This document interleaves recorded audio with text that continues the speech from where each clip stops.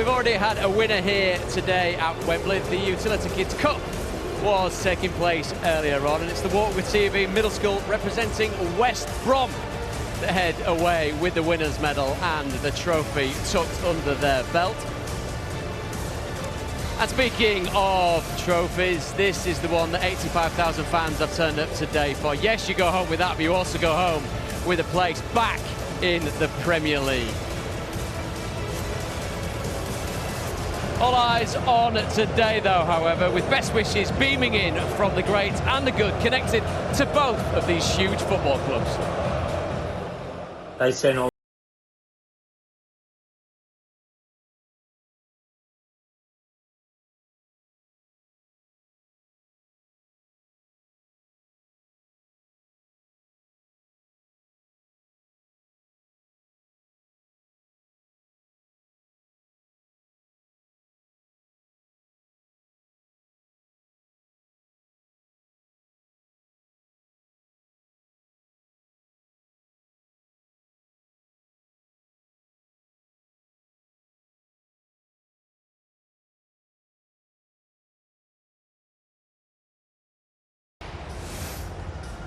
a look at this. It is the biggest game in domestic football, the Sky Bet Championship playoff final. Both sets of fans are doing themselves very proud indeed. It's Leeds against Southampton. Kick-off in the biggest, the final game of this season comes up after the break. At Bet365, we don't do ordinary. That's why we encourage all of our players to take a break now and then. Just log in and set your timeout length. You can take a break from days to weeks at a time. Or you can customize it. So you can make every moment matter. When you play safe with Bet365.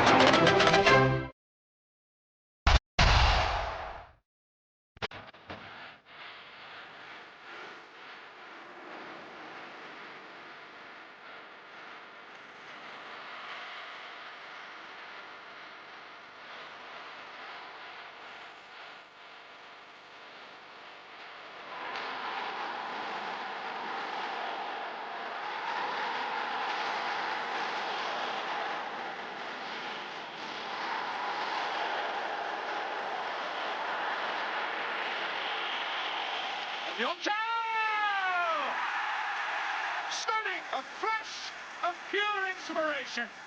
Fabulous finish. It's Armstrong. It's a beautiful finish.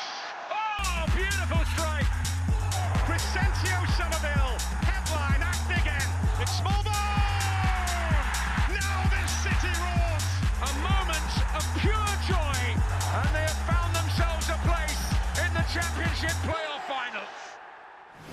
It's a warm welcome to viewers on Sky Sports Main Event, and your timing is absolutely immaculate for the fire, for the fury of the final game of this extraordinary Sky Bet Championship season. It's the playoff final between Leeds United and Southampton. This is, as they say, it's 46 regular games in the season, 2 playoff semi-finals. Now they're just 1 game away from the Premier League. No more finite or simple and objective. Reality and the playoffs, though, are really far from simple.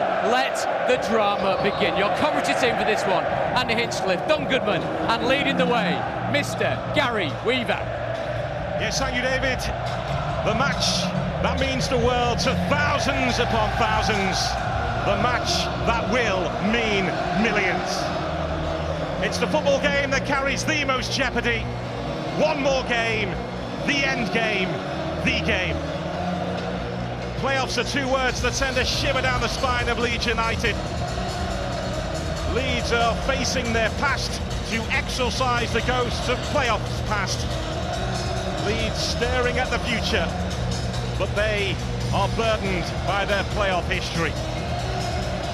Wembley in the north, the capital, football's most famous landmark. There is no place quite like it, the place where champions and winners and football royalty are crowned, right here in North London, where the losers have their dreams brutally ripped from them, On this ground, there is no middle ground. And right now, Leeds United and Southampton are about to walk into the Championship playoff final. Leeds United and Southampton!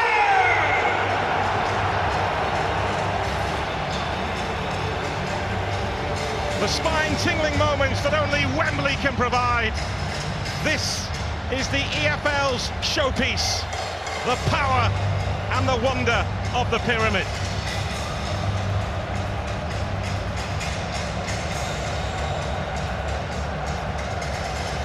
Southampton, like Leeds, left in relegation ruins 12 months ago, rebuilt, rejuvenated, ready to return and take back what was theirs. Redemption for one of these two awaits.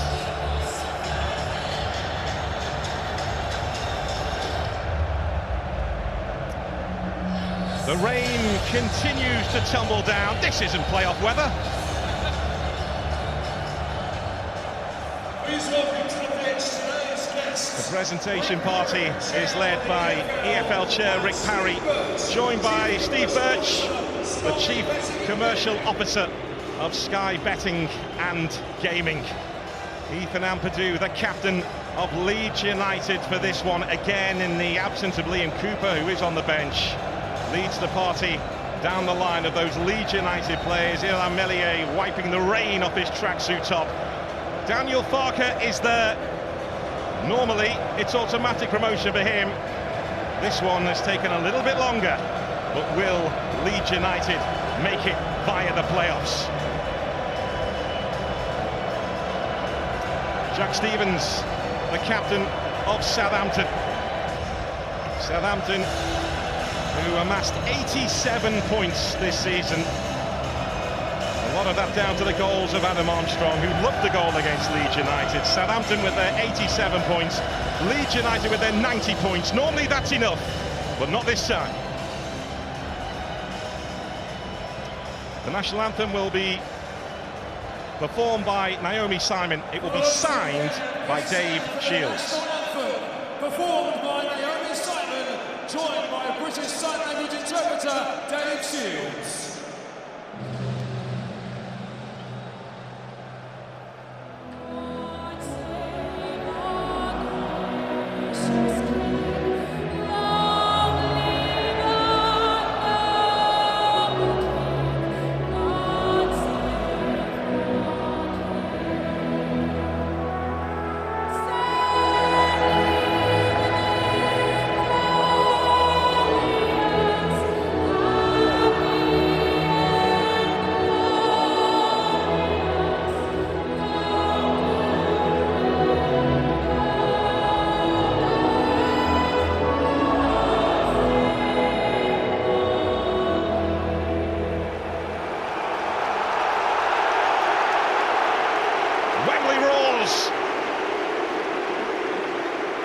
At one end, a West Yorkshire takeover. At the other, the spirit of St Mary's is here. Well, let's take a check on the teams for you, and Leeds United are unchanged from their second leg destruction of Norwich City at Ellen Road. Archie Gray becomes the youngest ever Leeds player to play at Wembley, beating his dad Andy's record by 55 days. Ilya Gruev's influence has grown as this season has gone on in the Leeds midfield. Crescencio Somerville scored 5 goals in his last 10 games. He's on 21 for the season. There's no Patrick Bamford, so Joel Piroux continues in attack up against his former manager and the man who wanted to take him to Southampton last summer. Liam Cooper is amongst the Leeds United changes. It could be his Leeds United farewell. Well, Southampton are unchanged too. Alex McCarthy has impressed since replacing the injured Gavin Bazunu in goal. It is a back four with Jack Stevens set to operate at left back once again. Flynn Downs is Southampton's most important player. If they do go up, they may have a chance of keeping it. Che Adams is fit but doesn't start. Adam Armstrong does, as he looks to add to his 23 goals.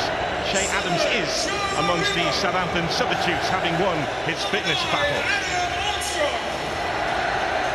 16, Will Smallman. So Wembley is set. The last time these two teams met 3 weeks ago, the attention was elsewhere. This time the focus is on this game. And Don Goodman and Andy Hinchcliffe have quite rightly been escorted out of the players' tunnel. Let it go, boys. But both have got key players to focus on. Yeah, Jorginho Rutter, he looked back to his best in that semi-final second leg against Norwich. He was so much happier playing as a defined number 10. It enabled him to stay high up the pitch. That's where you want his creativity. He scored, he was the player of the match. If he repeats this, Leeds will be back in the Premier League. Yeah, as for Southampton, this young man here, Will Smallbone, rightly Flynn Downs takes lots and lots of the plaudits, but I'll tell you what, he's not far behind him. Some key goals, including against Leeds United and that all-important first goal in the second leg of the playoff. He will be a real threat with his runs into Leeds United's penalty area. He is Southampton through and through. Everybody wants a piece of this, even Hollywood royalty. To the final tale before we say goodbye to a championship season for the ages. A second-tier campaign as compelling, as memorable as there has ever been. It all started on an August South Yorkshire night in Sheffield. Southampton were there then as the curtain went up. Now they're here as the curtain comes down. It will be Leeds United to get us underway in this 2024 Championship playoff final. The referee is John Brooks. VAR is in operation. Jared Gillett is at the controls of that. We have Mike Dean alongside us. If there's anything controversial, we hope we don't hear from Mike, but we'll see. And away we go in this playoff final. It's been a long build-up for both teams. The supporters have made it here. Now what will this game produce? Well, it's an exceptional game. I don't think there's a doubt that we've got the two best teams behind Leicester and Ipswich Town contesting this final. Two brilliant jobs these managers have done. What they walked into last summer, very difficult circumstances, and all they'll be praying for now is that their teams turn up and play their game this afternoon. Well, who will settle the quicker? This is Willie Gnonto for Leeds United. Gruever's made the offer, and Gruever's gone for the return. And it goes behind for a Southampton goal kick. But Leeds United, the first to break cover. It is a surprise, the rain coming down on Championship playoff final day, but I feel this will help the game. You've got a nice slick pitch, and the sun is normally beating down. It's hard for players to go tearing around the pitch. The way that these two play, these conditions are perfect. Well, we know Southampton like to play out from the back. Now the ball goes long with Brooks looking to give chase in a race with Junior Firpo, who stands his ground. And no messing about from Ilan Meslier. There's Somerville.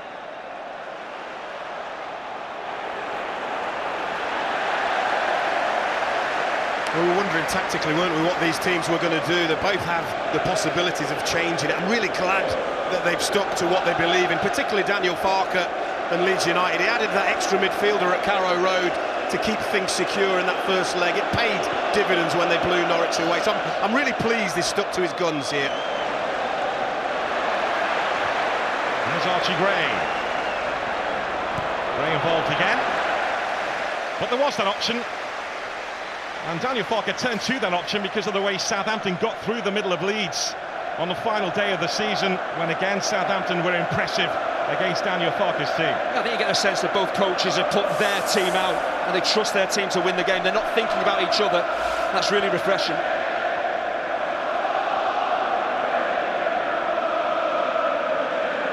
Sir Martin de Pringis, Southampton team here to Wembley at the start of the week and stayed at the hotel that they stayed in last night just as a bit of a dress rehearsal for the big occasion, just to get used to it.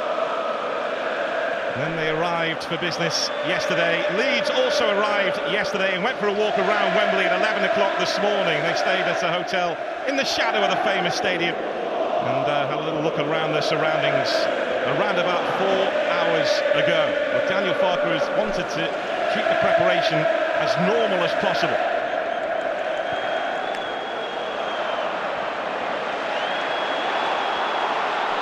referee has played the advantage here as the shot goalwards from Archie Gray.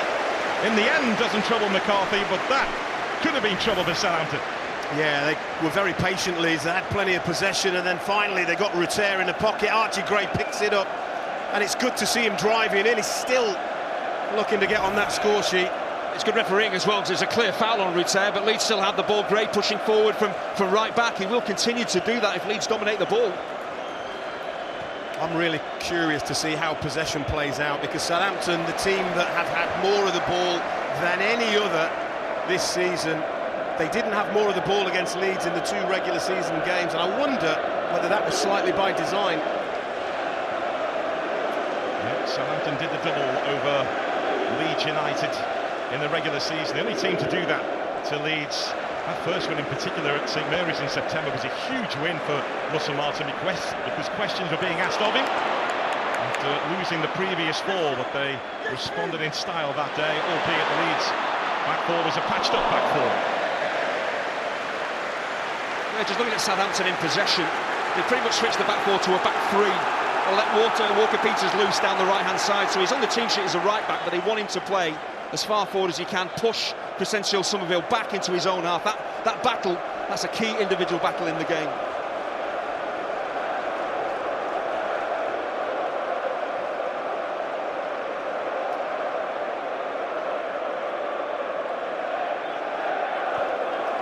There's Walker-Peters.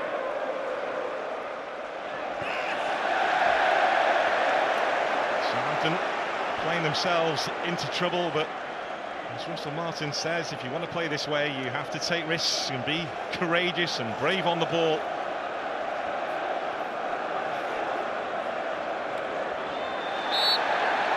Crescencio Somerville wins the free kick. It's been a bright start this from Leeds. Yeah, they look like they've settled slightly quicker than Southampton to me. They're getting their key men on the ball in good areas. You can see Southampton, they're looking to double up on Crescencio Somerville when he drops his shoulder onto that right foot of his. You've got to get players across. Just Flynn Downs just mistimed the challenge, and this is a free kick in a dangerous area. Yeah, they have been pretty good at defending set pieces this season, Southampton, but this is a test.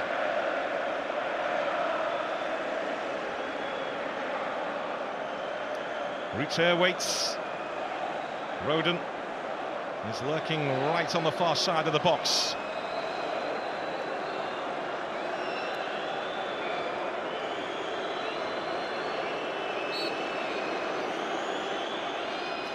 It's left for that in-swinging delivery of Crescencio Somerville. He was kept alive by Joe Rodon, who is pretty useful at making first contacts from set pieces.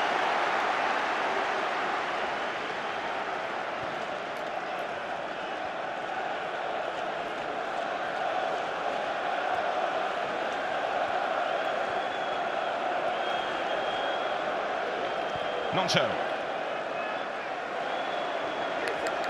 That's Ampadu and now Gruev. They've worked this nicely. It's Willie Nonto. It's opened up. It's Nonto. The referee just played the advantage there as Nonto set his sights, but he couldn't really generate the power. Well, again, not the first time in this game. They get themselves into a decent area. And they're absolutely right. Just cannot get the pure strike of the ball that he's after. And once again, it's Rutter in that pocket of space getting on the ball. Nonto just gets a nudge, though, I feel, from Flynn Downs. It's not a foul, but he gets a nudge before he shoots. Leeds have gone after Southampton from the start here.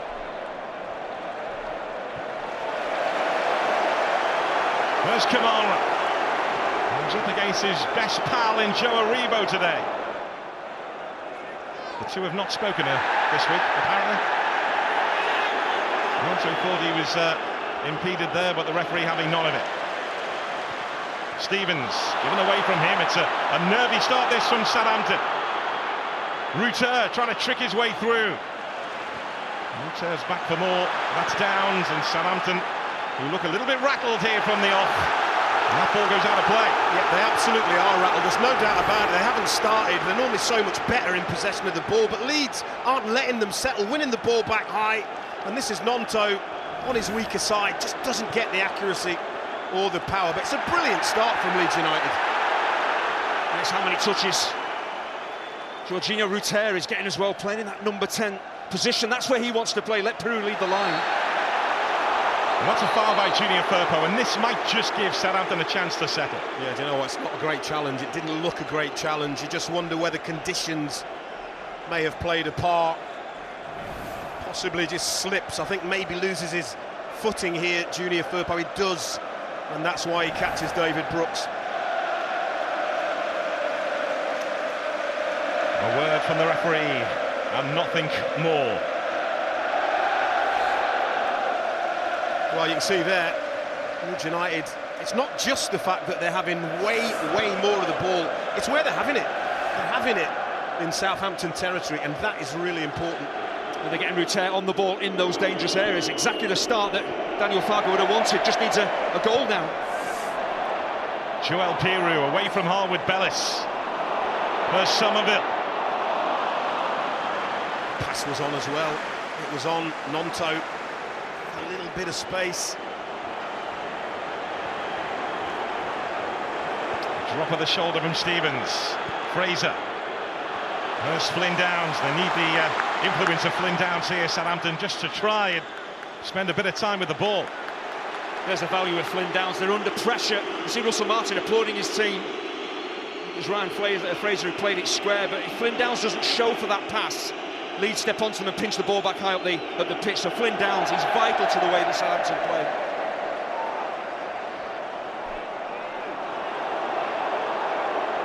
They just needed to try and wrestle some momentum away from Leeds United, and Flynn Downs is the one you'd expect to maybe try and get on the ball.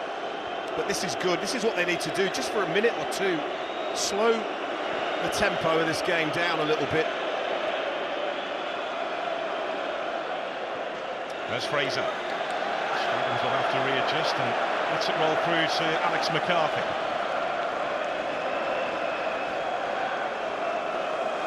Harwood Bellis. He was set to become a permanent Southampton player should they win promotion today. Armstrong has made the run here and he's not being tracked. Adam Armstrong, Smallbone arriving just behind him. Armstrong again, he's seen off. But the first we've seen of Southampton as an attacking force. There's Aribo.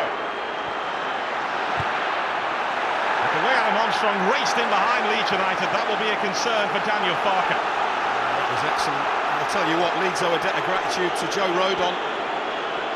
Box Will Smallbone getting on the end and having a strike there. And actually the build-up starts with Aribo, who's out on the left-hand side when they have the ball. He drifts into a central area, receives a good forward pass, then suddenly Southampton are moving forward. But you're right, Joe Rodon's defensive positioning there was outstanding. Bednarek. Aribo involved again. Adam Armstrong wanted it. Playing his way. The referee was waiting to see how it played out. And now he gives the free kick to Southampton, who are starting to show up in this contest now. Yeah, look, it took them 10 minutes, but this is what they're capable of. Again, brilliant positioning from Joe Aribo. But look at the run from Adam Armstrong, who's released. And look at this, Smallbone hangs out. Rodon spots it. It's brilliant defending by the Leeds United central defender. The ties for those Leeds defenders, there's going to be so much movement around them. You're not going to be up against a strike. You've got to be spatially aware. Anthony there trying to play the offside. Armstrong was well onside when the pass came his way. That was a big 2 minutes for Southampton, wasn't it? Just to show Leeds we are in this game, because they hadn't up to that point. Brooks and Smallbone, the two who are having a look at this.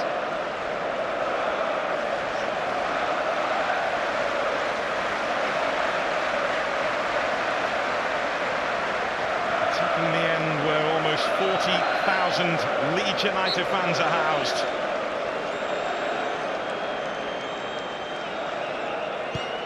Smallbone, he went for it, and Meslier was right behind it. Yeah, look, he does what you ask, and that's hit the target. It's going to take something spectacular to score from there, and Meslier would have been disappointed had that got past him. Yeah, it's a long way out, and just score from there, you've got to get more power than that. You've got to put it virtually in the top corner. That's a save that Meslier should make. The Leeds have had a problem or two at defending set pieces this season. They'll be asked a question here. Meslier tried to get something on it as he came flying out. Well, I'll tell you what, that is a sight that you would love if you're Southampton. The goalkeeper coming and really getting nowhere near the ball. You've got to put him under pressure and really try and play on any kind of nerves. Yeah, this season Leeds have had a problem with direct balls into their box, free kicks, corners. Southampton have probably looked at that and thought we can give them a problem here this afternoon. So at times they played a short corner to Adam Armstrong. I expected them to do exactly what they did there, whip the ball into the box, put pressure on Melier. A good spell over Southampton after being pushed back from the start here by Leeds. There's some of it.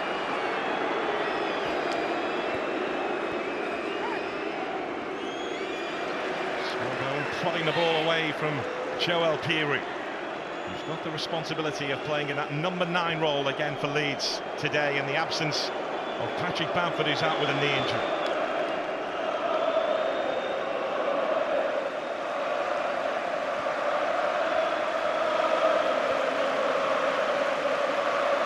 The spirit of Ellen Road making the noise inside Wembley. Southampton, like Leeds, have brought just under 40,000 here too for this. That's the scene of Southampton's greatest day, their 1976 FA Cup final win, when a second-tier club over Manchester United, led by Laurie McMenemy. Wembley looked out a little bit different then. That gets away from Junior Firpo, and more encouragement for Southampton. There's a patient defensive setup there from Southampton. They're not going after Leeds, as Leeds are going after Southampton when they have the ball at the back. They're just waiting for that misplaced pass, then they get the ball back and out the pitch. I'll tell you what though, the opening 15 minutes, we all thought it might be open and entertaining in terms of by comparison to other Championship playoff finals, which can be cagey and tight. None of it from these two, they've both gone for it. That's Brooks, a thumbs up from Armstrong, who was the intended target. Yeah, it has been a really brave start from both sides. I hope that continues, because the longer these playoff finals tend to go on, the more nervous teams get about losing the game. So let's hope that the mentality throughout the game is to stay on the front foot and look to win it.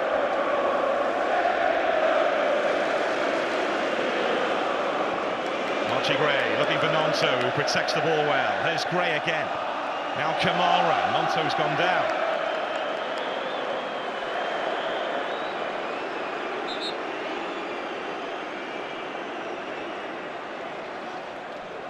Potential problem here for Willie Nonto. Looks like he's holding his back a little bit. This is the reason why. It doesn't look an awful lot in that, really, but that little coming together there must have been the bit that did the damage. It's possibly Jack Stevens' right knee just into the lower back or buttocks down. Beautifully described, Andy. That's why you're here. I think it's more back than buttocks, Gary.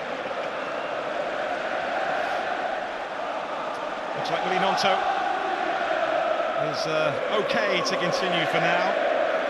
What you have to say about here today, by the way, the EFL were only handed the keys to Wembley last night after Manchester United's FA Cup final win. They've worked through the night to rebrand this place.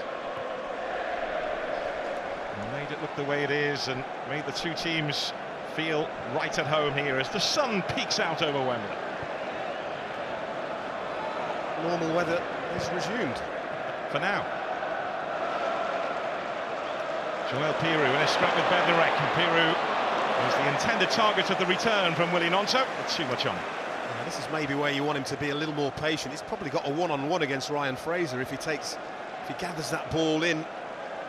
Goes for the difficult option for me. Well, Piroux goes well, it's strong centre-forward play, but he's then reliant on Nonto playing a good pass to him. He's made his run off his man.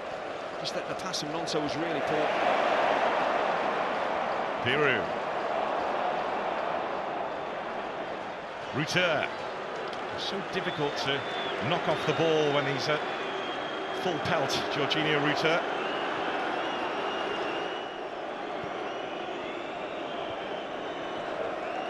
Nonto is still clutching the small of his back. Leeds do have Dan James in reserve should they need to make a change here. Joel Piroux.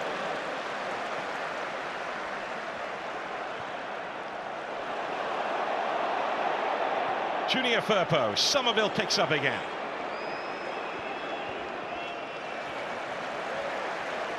You can see the way they're doubling up on him. Small bone on the inside of him.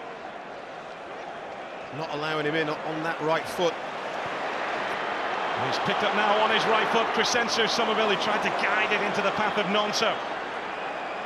Gray's on the outside. They've beaten to it. They went back for more, and he's won the challenge on Fraser. The tackle's now flying in. This is what it means. Gray's cross. That was a brilliant position for Somerville. Why is he passing? Shoot from there. Ruter. He's got two for company, and Kamara's free here, but there was too much on it from Ruter. Southampton trying to play their way out from the back, and there is a foul there on David Brooks. Yeah, you're absolutely right, you know, Hinchy. He had an opportunity, didn't he, to try his trademark bend into the far corner. They work it well. He finds there now, pull the trigger there. He tries to be really unselfish. I bet he wishes he could have that again.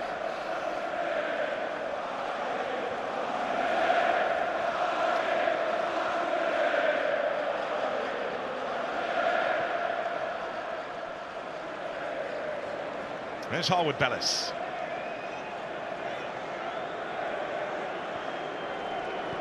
Now Walker-Peters. This is Downs. Walker-Peters again. Up against the retreating Crescencio Somerville. Brooks. Southampton will have to be wary of the Leeds counter-attack here should Leeds steal the ball back. They are the best at it in the Championship this season, Leeds United. The data shows Southampton are the most susceptible to it as well, doesn't it? Walker-Peters.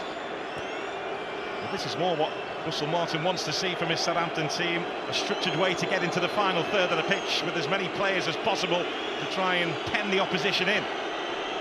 It's the modern coach's way, isn't it? They like control, they don't want chaos. Leeds United will probably thrive more on a bit more chaos.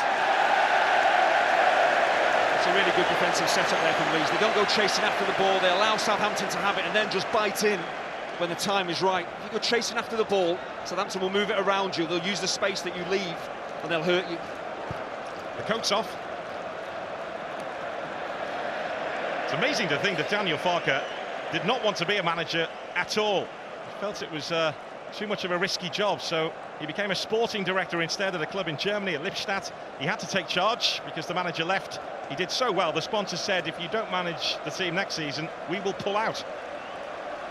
And that is the start of his managerial journey. And up against Russell Martin, it was Daniel Farke who ended Russell Martin's time at Norwich in a way that the Southampton boss felt could have been handled better. But he has huge respect for his Leeds counterpart as a coach.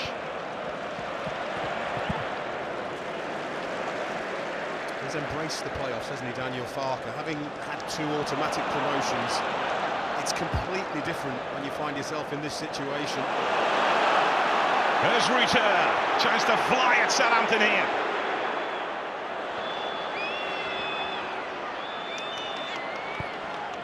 Archie Gray and Junior Firpo was trying to make his way towards the 6-yard box, but couldn't get to. I mentioned about Southampton playing a back 3 when they have the ball. When they don't have it, it's pretty much a back 5 with Ryan Fraser playing as pretty much a left wing back, so 5 defenders there, so it's going to be difficult for Leeds to pick out on-rushing attackers. Well, he's taken that record from his dad, Leeds United's youngest ever player at Wembley. Great Uncle Eddie is watching on here.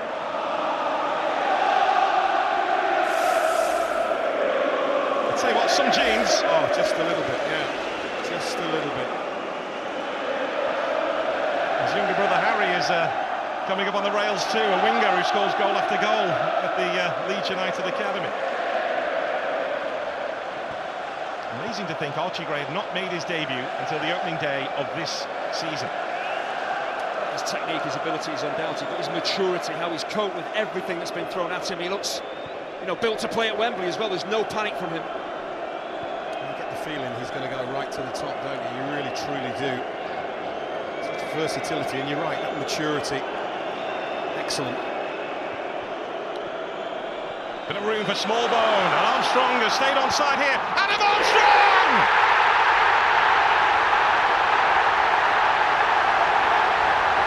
Southampton announce their Wembley arrival in this game of games, on this day of days. It's they who make the first move. Well, we do say that the first goal is usually really, really important in playoff semi-finals. I think it was more important for Southampton that they got it today. But Adam Armstrong is in acres of space. What is the defence doing? That is a remarkable situation that Leeds United have got themselves into. He's so clever, he's switched on. He knows that if he just gets back a yard or so, times his run, he knows he's onside. And it's a brilliant, clinical, ruthless finish from a man right at the top of his game. Yeah, the Leeds defensive line is so disjointed. Ethan Ampadu steps onto Will Smallbone. That opens the space up for Adam Armstrong, who exploits it brilliantly, not just taking the chance, but staying onside. And when he broke into the penalty area, all his goals this season have come from in there. There was only one thing going to happen. They've weathered the storm, Southampton, and they scored a brilliant goal. It's that playoff pain again for Leeds United. But Adam Armstrong, who wants to prove himself as a goal scorer in the Premier League. We know he can do it in the Championship. We've just seen it again. Who knows, he may get that chance again. Well, it was a ruthless finish. I mean, he had, about a yard of goal to aim for. He knew exactly which type of a finish would be the one that gave him the best chance of finding the back of the net, and he not only identified it, he completely pulled it off. Brilliant. Yeah, I mentioned maybe about 10 minutes ago about Leeds having that good defensive setup, not going chasing the ball, not going after the ball to open spaces up, and that's exactly what Ampadu does. He steps into midfield from the centre-half position. That's always risky for the fear of what's in behind you, and Adam Armstrong is in behind him, and Leeds pay a price. Well, look, it's not over for Leeds United. As I said, they have got so many goals in them that they've got this innate ability to turn things around when they concede the first goal. They've been much better at it than Southampton, who have been relatively poor, to be honest with you. Well, this season, Ethan Ampadu has been absolutely outstanding for Leeds, but maybe it's the occasion, maybe it's just a desire to try and get to the ball, but you don't step into midfield like that against any team, certainly not against Southampton. If you do that and leave a big space in that centre-half position, attackers will break into it, and Armstrong takes the chance brilliantly. Goal number 24 of Adam Armstrong's amazing season. Aribo has made the run through the middle. Armstrong picks up. Here he is again. Playing where he wants to play, through the middle. For most of the season, he's been playing on the right, with Shea Adams leading the line. But Adam Armstrong wants to play as a central striker, and here he is again. Walker-Peters. Smallbone thought he was caught. Walker-Peters looking to make room for the cross, and flicks behind off Junior Ferber. Yeah, they need to hang on in here, Leeds United. They really can't afford to concede again, because the goals change games, and the reason they change games is because they change mentalities. Southampton confident now, you can see it.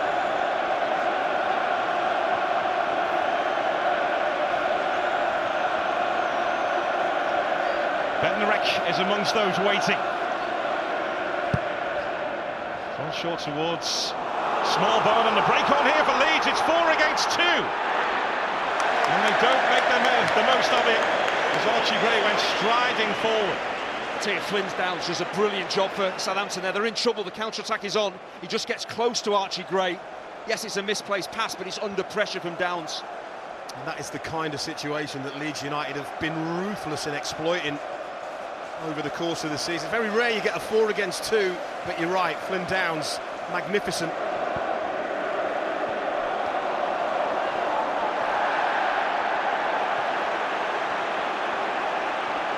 The referee was happy with what he saw there as Brooks stays down. There's Archie Gray again. Brooks is still down.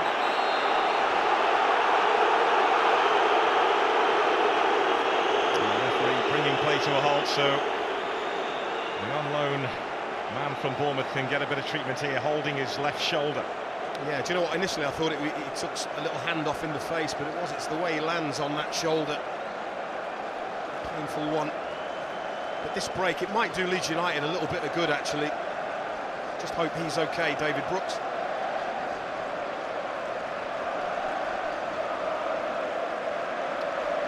Well, Russell Martin may well have been concerned in the opening stages here by his team being pushed back, but he would have had great faith that they would respond. And that is what they have done. It's really patient football, Russell Martin football. They just keep the ball moving. But it's that disjointed backline that's a problem for Leeds. And Ampadu, you see, stepping up onto Smallbone. That's what Smallbone wants, Armstrong wants. Into that space that Ampadu has left. They can't get cover round. And Armstrong, yes, you've got to drill it across the goal. You've got to go to the bulk of the goal. But actually executing it is not easy under pressure. And he's done it all season. Every opportunity that's come along in the penalty area, he's buried. And do you know what, when you score the first goal in a playoff final, you usually go ballistic, but the measure of him, he actually expected to score.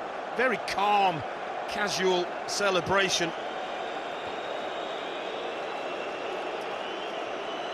Well, he's waiting for news on David Brooks, and it doesn't look good right now.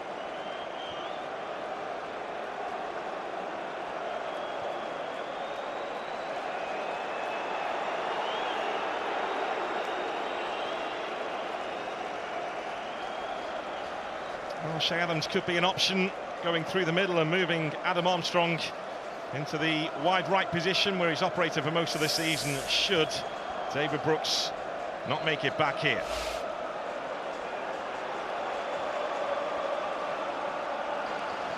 For now, Southampton are down to 10.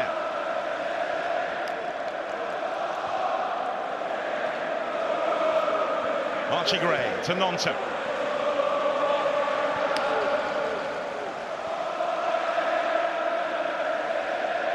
Rodon. Brooks is still receiving treatment, but his body language doesn't look too good down below us as Leeds make their way forward on the side of the pitch where Brooks would be. He is, though, ready to come back on, but not moving freely at all. That left arm of his. He tried to intercept there and take the ball away from Kamara. Gruev.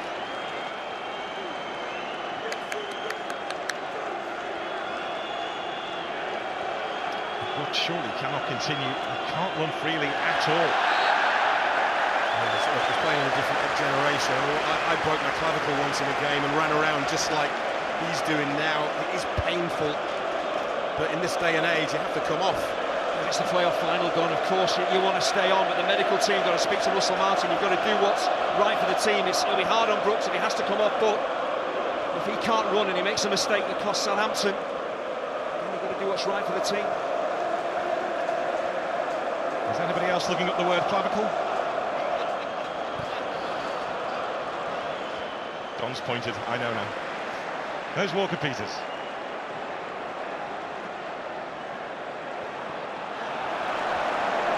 He's got the throw. And Southampton potentially with a big decision to make here on the fitness of David Brooks. He hasn't really moved that left sort of arm from that position that it's in now. And actually, that was nicely done there by Nonto, but Fraser got back goal side. It's not just the running as well, it's when you go to jump, it's when you go to change direction. You can't underestimate how important it is, that shoulder. It's going to affect everything. With and without the ball, you can't play your natural game.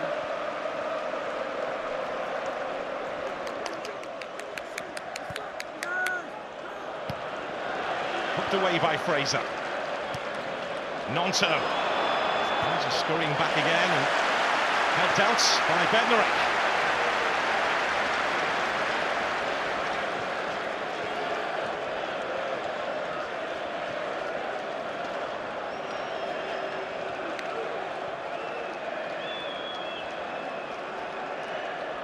Ampadu. Nonto will give chase, McCarthy will collect, and we're hearing it will be a Dozy who will be coming on shortly for Southampton to replace David Brooks.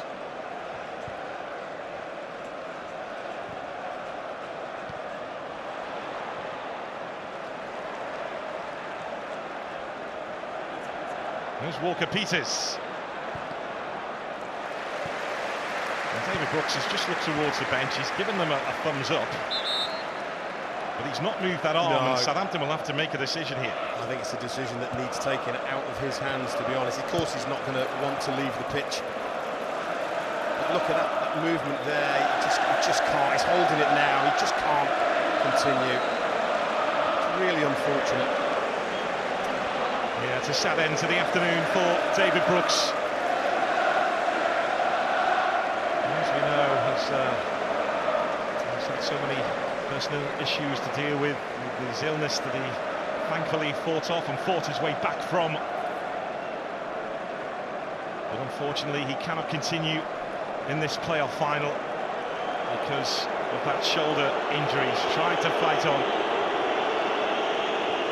It is the right decision for the team. It is incredibly hard on David Brooks. Of course, you want to stay out there and show what you're capable of, but you can't run. Your arm is a problem, your shoulder's a problem. You've got to step off.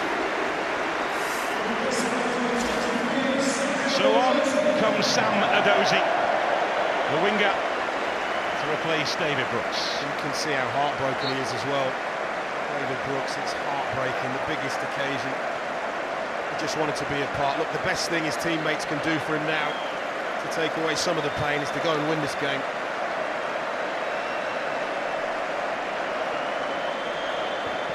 And he's made an impact since arriving on loan from Bournemouth in the winter transfer window as David Brooks, but he can no longer affect things now. And Adozie is on. He's a player that you want to do well, considering what he's been through. There's Nonto. As again, Southampton switch into that back five out of possession. Something we saw West Bromwich Albion do similar to Southampton in the second leg of the playoffs. They've got that versatility, but it just feels to me like that goal has really knocked the stuffing out of Leeds United. They haven't really been able to reset as yet. They need a good little couple of minutes in this game.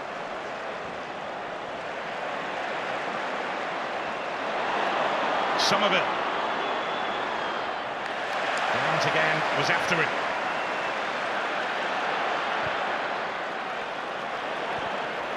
Firpo gets there ahead of Adozie. There's Walker-Peters.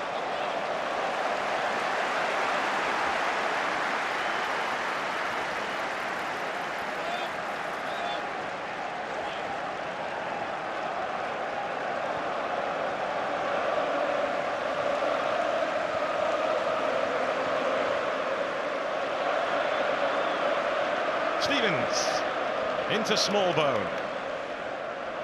His family of Southampton fans through and through, as is he, born in Basingstoke, come through the Southampton Academy. There's Gruev being hunted down by Aribo and being fouled by Aribo.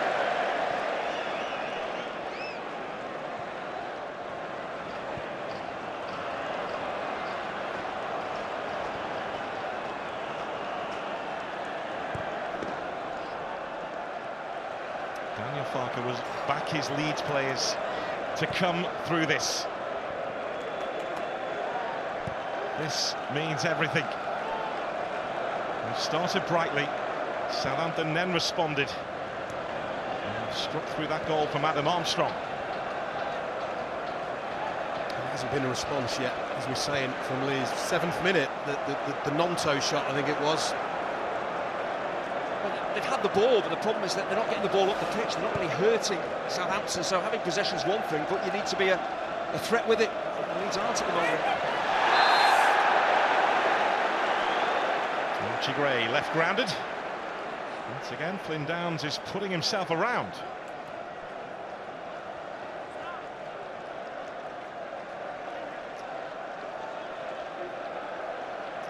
Flynn Downs, a player who knows exactly how Russell Martin wants to play, having played under him at Swansea before he headed off to West Ham, and the player that Russell Martin wanted to replace Flynn Downs when he left Swansea was Ethan Ampadu, who was up against him today.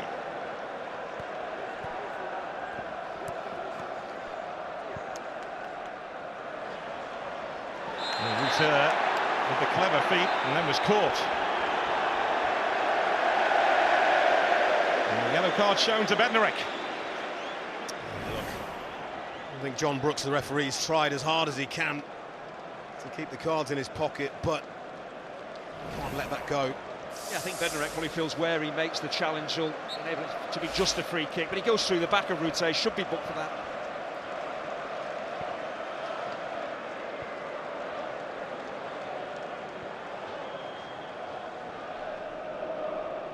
Junior Firpo to Crescencio Somerville.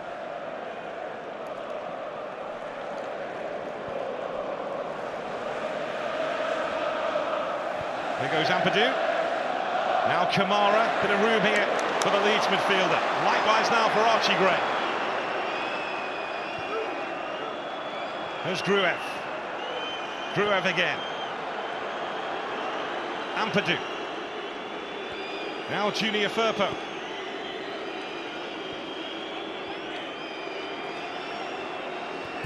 Firpo, Smallbone back doing the defending. I think Kamara missed a trick there. He had an opportunity to play the ball to Nonto, made a run through a central channel. He went for the safer pass out to Archie Gray on the right.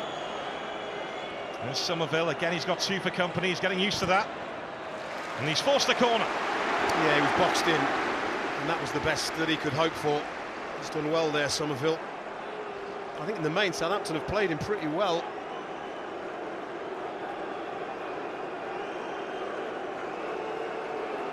We had that one moment where you thought he would shoot earlier on in the half, but elected to try and pass instead.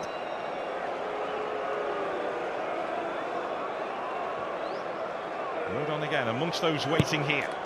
Somerville's delivery, and McCarthy is commanding inside his box, gets to it. Back in by Gruev. Kamara trying to have a swing. Kamara again, and he was shut down. The referee saw an infringement in there, and it will be a free kick for Southampton.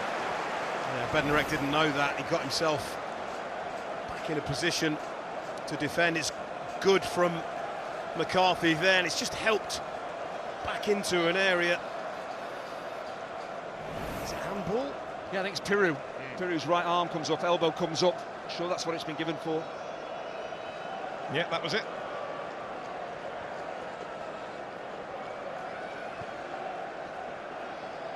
There's Harwood Bellis looking for a dozy. With the intervention. Now Somerville.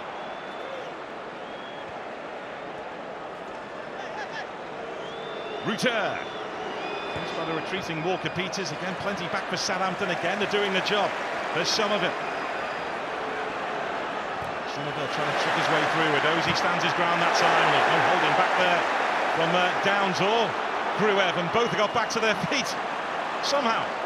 You wouldn't want to be the ball in that challenge, would you? Proper good old-fashioned 50-50, wasn't it? Don just gave me a kick there. He enjoyed that. There's Nonso. Gruev again. Nonso.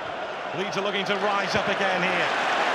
Rebo's challenge on Joel Piru. That's Rute, hucked away by Bednarek. Leeds are building momentum again. He's noticing how narrow Nonto is playing, isn't he? He's really drifting in field to become that kind of second striker. Normally, you'd expect him to be wider on the right. To give Southampton their dues defensively, they've been excellent. They've really protected Alex McCarthy. Just a couple of shots, both from outside the penalty area.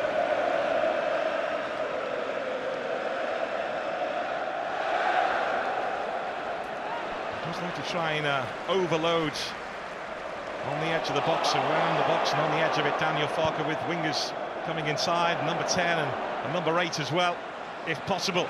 There's Rute. Junior Firpo had made his way forward. Howard Bellis with the initial challenge, then the second, and he was caught by Crescencio Somerville. And he is booked. Yeah, he just goes in, he just lunges in to Harwood Bellis here. And it's only reckless. I don't think there's any danger that should be a red card. It's good refereeing. Gets himself in a good position to see that, John Brooks. Yeah, he's not endangering an opponent. There's no excessive use of force. Yes, it's a free kick. It's a yellow card. Nothing more. Mike Dean, I'm sure, will tell us whether we're wrong. No, it's spot on, to be honest with you. He's had one, he's cautioned Benrick 5 minutes early, one for the home team, one for the away team, so to speak, and I think on balance it's 2 correct cautions. Got you here, Mike. Welcome to the game, Mike. Long may he stay out of it as well, gentlemen. Hey, we all said that a few times, by the way. Southampton have the edge thanks to that goal from Adam Armstrong as we edge towards the break.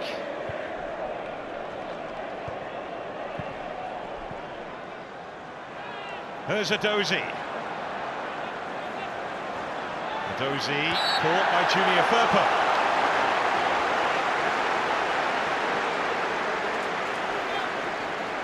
Well, it's a bit of relief for Southampton. They've got themselves up the pitch because it has been Leeds United asking the questions in the last throes of this game without really working, Alex McCarthy, I have to say.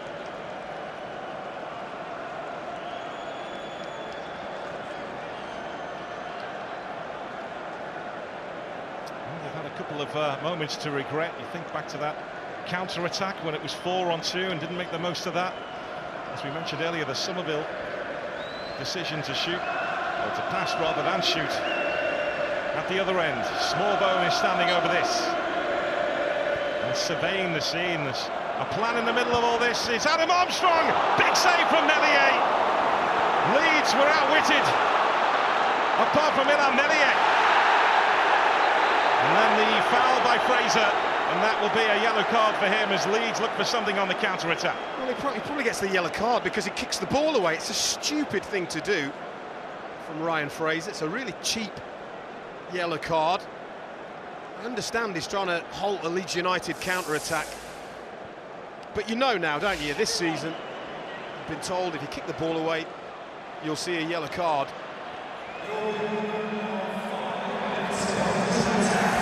Into 5 additional minutes at the end of this first 45, and that man there has come up with a huge save for Leeds United. It is a great save, but again, there's maybe a lack of attacking anticipation here. Inventive, he's expecting a direct ball into the box. Armstrong again making things happen, but when it breaks off the goalkeeper, I think it's only Harwood-Bellis looking to maybe knock the ball in. They don't follow the shot in, Southampton here. They're all standing and watching, expecting maybe Armstrong to score. He doesn't. Great save. A Southampton player should be maybe one more than Harwood-Bellis looking to finish that move off. Yeah, you're absolutely spot on. A natural predator would have been in there, and Adam Armstrong would have been in there looking to get on the rebound. But it's brilliant from the goalkeeper, and then he had to say a little prayer that it fell to one of his defenders, and his prayer was answered. Archie Gray stepping forward.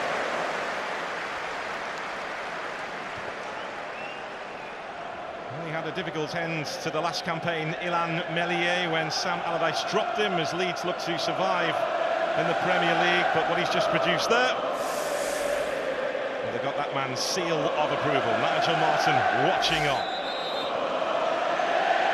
It was a great save, but the opportunity there for Southampton and the goal show how a good passing team can exploit space that you leave. And Armstrong on both occasions is the man that makes it happen.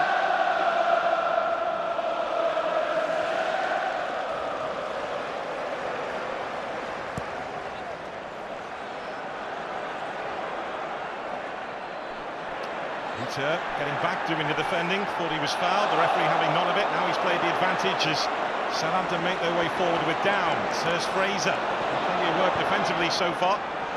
Adozie trying to get to that, beaten to it by Firpo.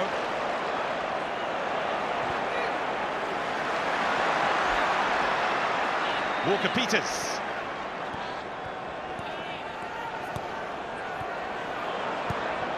Smallbone into a great area. That area was being defended by Rodon. Smallbone is such an elegant footballer, isn't he?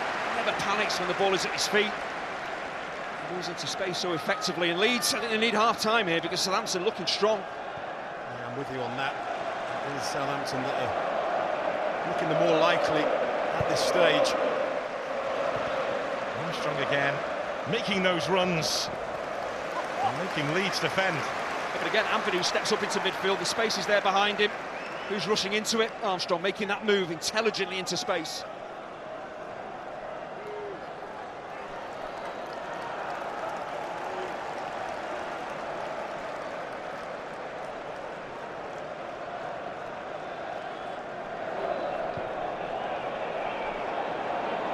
really been involved, has he, Joel Peru, in the game? And if you're Leeds United, you want those four forward-thinking players to be as heavily involved as possible.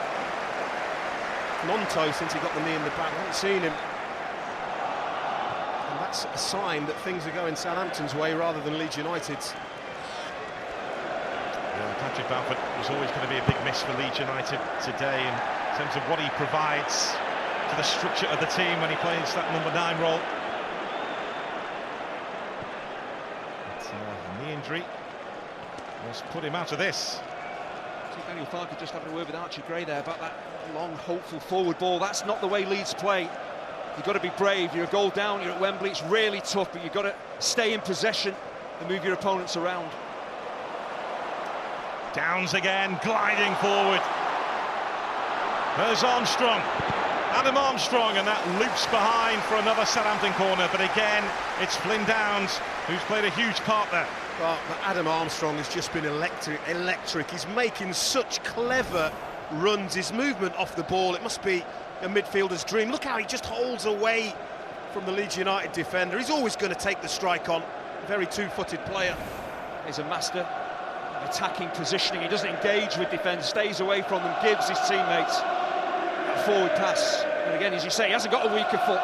Left foot, he can drill that ball into the bottom corner as well.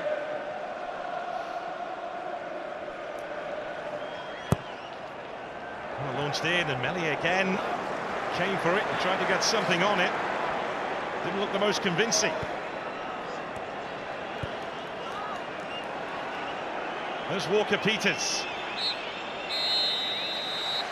Southampton are halfway there. And a huge half-time team talk on the way for both managers here. Adam Armstrong, inevitably, with the goal in the first 45 minutes. Leeds started the better, but then Southampton came looking for them. They got the goal, and Meslier made sure it wasn't 2 after keeping out Adam Armstrong. At the break, it's Leeds United 0, Southampton 1.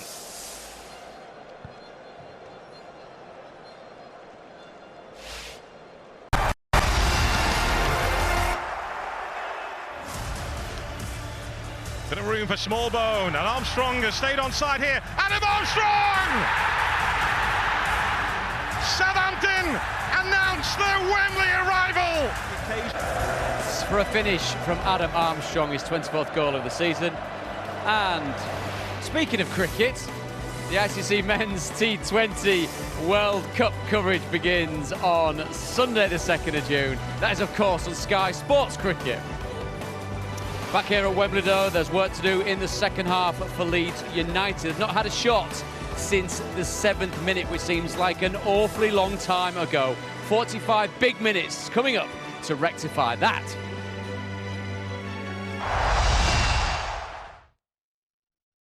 Belief. It's a powerful thing. It shows us what can truly be possible.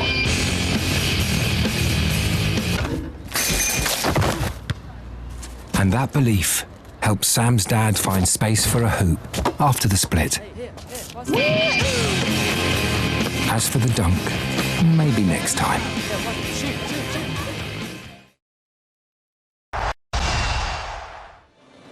Second half about to get underway at a now sun-drenched Wembley Stadium. Southampton, of course, a goal up at half-time. What's the approach then from Saints in the second half, Joby? Stick on it, twist?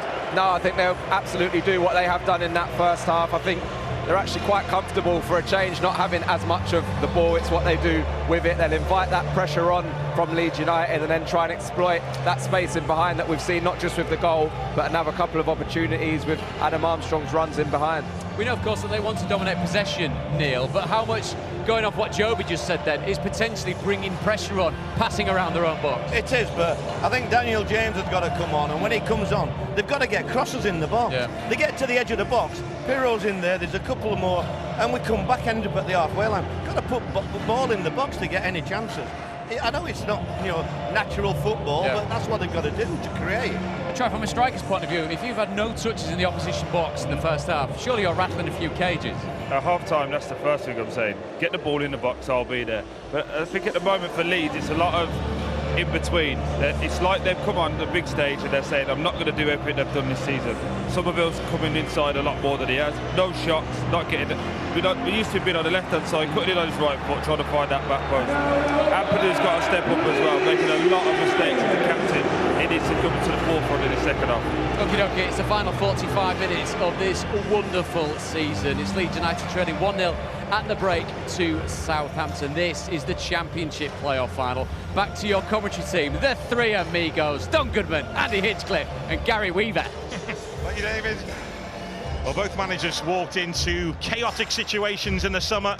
Clubs that were broken after relegation, players leaving almost every day, others wanting to leave and not getting what they wanted. Leeds still have a few to come back from their loans, which were written into contracts in the event of relegation.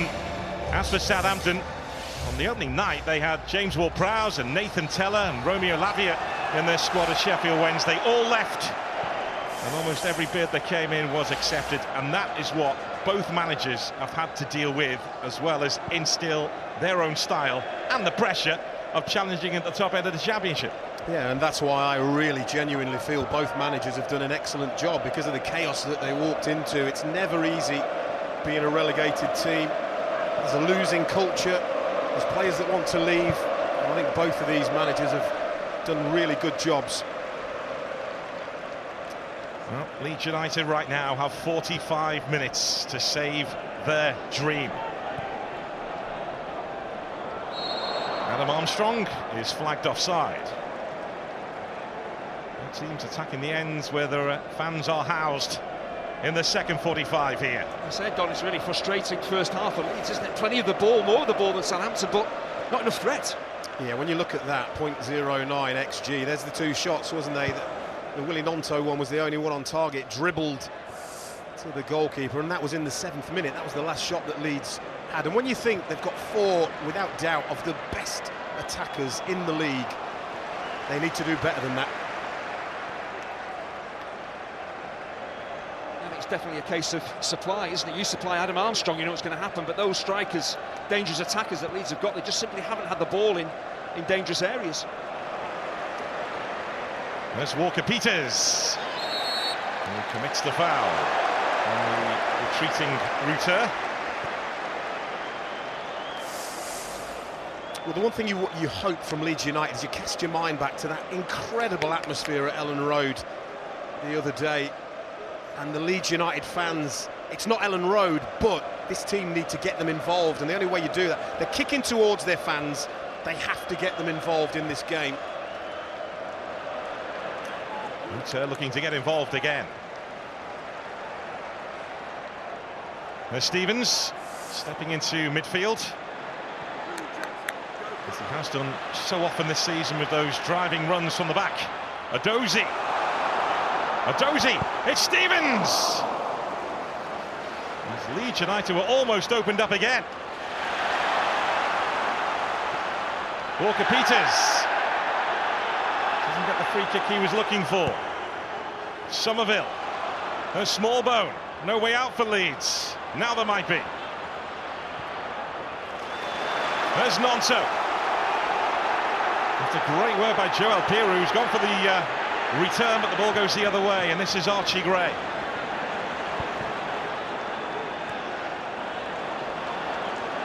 Now Gruev, fancied on his left foot. That was Angus Gunn with that free kick goal against Norwich in the second leg. First goal by a Leeds United central midfielder this season. Yeah, that counter-attack was on, but how quickly Southampton got bodies back. Flynn down, just slowed them down, forced them back. There's Gnonto, who takes away from Roden. Now Roden! Harwood-Bellis for the intervention. It's Somerville! Well, Taylor Harwood-Bellis has bailed his team right out here. And again, Roden attacks the space. It's terrible from Aribo, but once Roden gets there, Harwood-Bellis is really switched on, and then you've got Somerville where Somerville wants to be, that area of the pitch, on that wand of a right foot. Can he find that corner? He just cannot get quite enough bend on it. He's trying to wrap his instep around it and doesn't quite do that. Maybe he has too much time there. Takes a couple of touches, maybe just closes down slightly, but from that position, he should be hitting the target. Well, that is where he always threatens from, Crescencio Somerville, but encouragement for Leeds United at the start of this second half.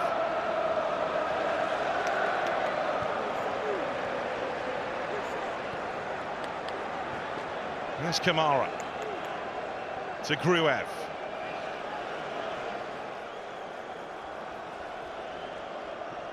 Gruev again, nicely through the gap. Crescencio Somerville. No Firpo. Firpo has gone for the return but doesn't get it. And Aribo stood his ground for Southampton. Somerville again, lashing at goals. But Southampton with bodies back, but Leeds again finding a little bit of rhythm here. And there's the crowd. You can't believe, actually, someone like Kyle Walker-Peters has just headed the ball right back into a dangerous area. Allowed Somerville to have a volleyed attempt. OK, it didn't come to anything, but it's a poor choice. Yeah, Leeds have started the second half like they started the game. They've got to keep this tempo up. They've got to keep the momentum up.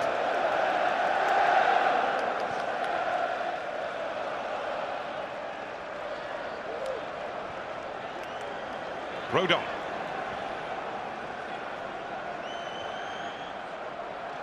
There's Kamara. Moved on by Ampadu.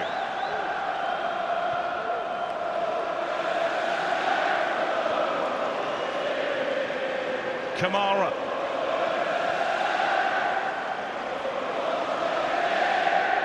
Billy Bremner, Kevin Blackwell, Gary McAllister, Simon Grayson and Marcelo Bielsa are the Leeds managers who've fallen in the playoffs. Daniel Farke does not want to add that name, or his name, to that list. Pellis stepping across, making that challenge. It was just outside the box. It's just a little hesitant. Gets it all wrong. Ruter is brave. He knows he's going to get hit. He's got his team a free kick in a dangerous area here. Pellis, he reads the danger, but just doesn't get to the ball. Ruter probably feels if I can just put the afterburners on, gets the ball, get a touch on it, the challenge will come in. That's exactly what happens.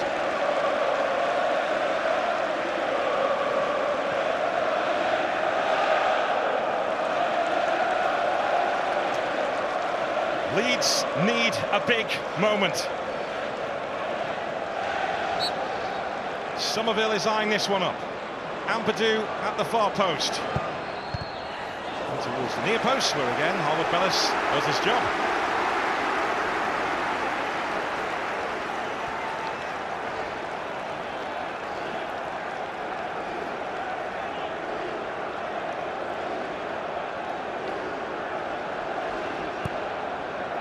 Corner rolled short to Willie Gnonto.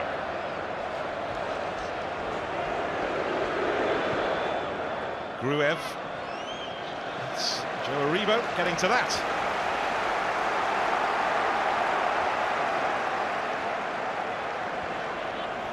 He won the League One playoffs here during his time at Charlton. Joe Aribo. Chigray went for the throw, but it's a foul throw. It has been mostly Leeds in the second half, but early on in it, Dozy gets isolated v Firpo, does brilliantly, picks out Jack Stevens, and it's a really important block by the Leeds skipper. Gets his body between ball and goal. Looks like it's going in that far corner. The way he strikes with his right foot, it's always going to be moving away from Meslier. That was a really important block.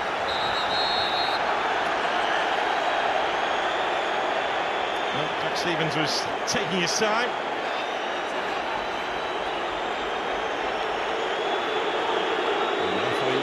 Having a word with the Southampton skipper.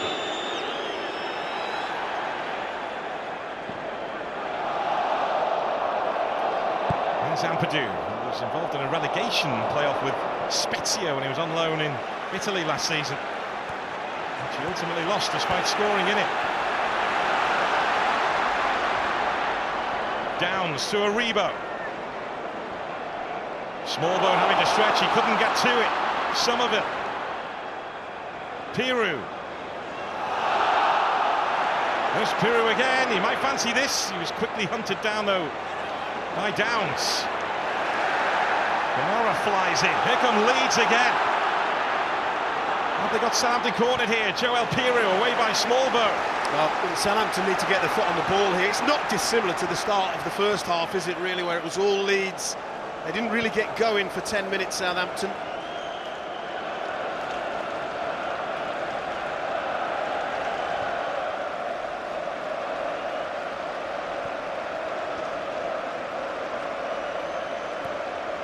Archie Gray. There's Nonto.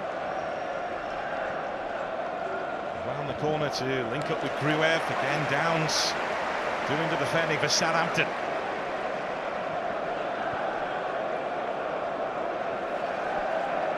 There's a player that Russell Martin will want to try and keep if Southampton do win promotion. That will be the only option they have of trying to sign him on a permanent basis from West Ham under new management.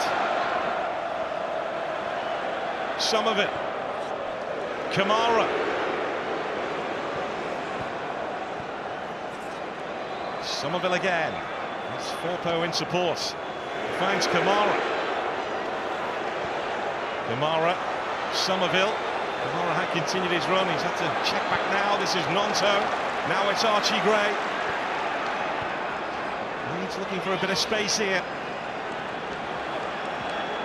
Southampton will offer it to them.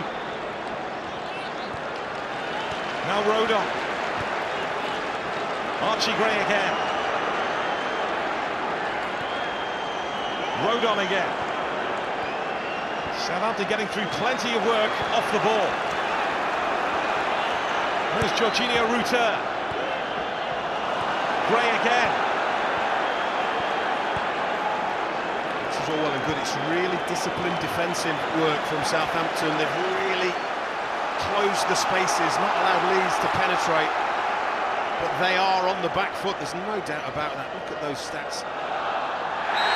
Nonto taken out on a Leeds free kick in a real position of promise. Southampton have got that good solid defensive setup, so Leeds have to be patient, try and move the ball around as quickly as they can. Does well there, Nonto protects the ball, then just moves it as he feels down, step in. It's a good free kick position for them.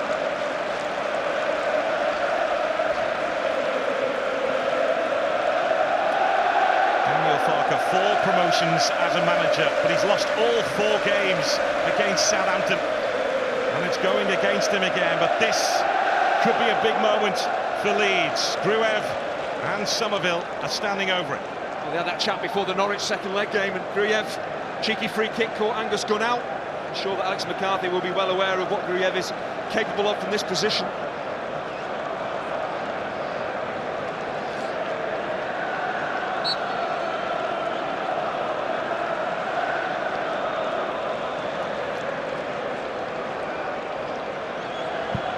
It's Somerville, and it is Paul. Just maybe actually sums his game up this afternoon. It's been frustration all the way so far for Crysencio Somerville. He's better than that. It's a long way out, and he's leaning back as he strikes it. From that distance, you've got to get everything right. The contact's on the ball, the accuracy, the power. He backs himself, but he's way off target. Rodon venturing forward again. Nonto.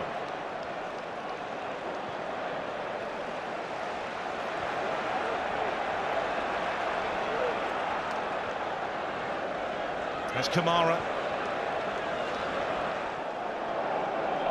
Now Gruev. Archie Gray again.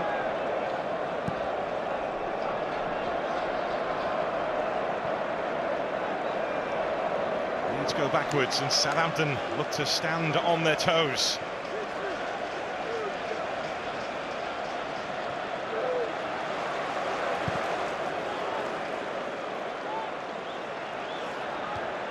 With Bellis. It's Adozi, who, if you missed it, was the first half substitute for the injured David Brooks.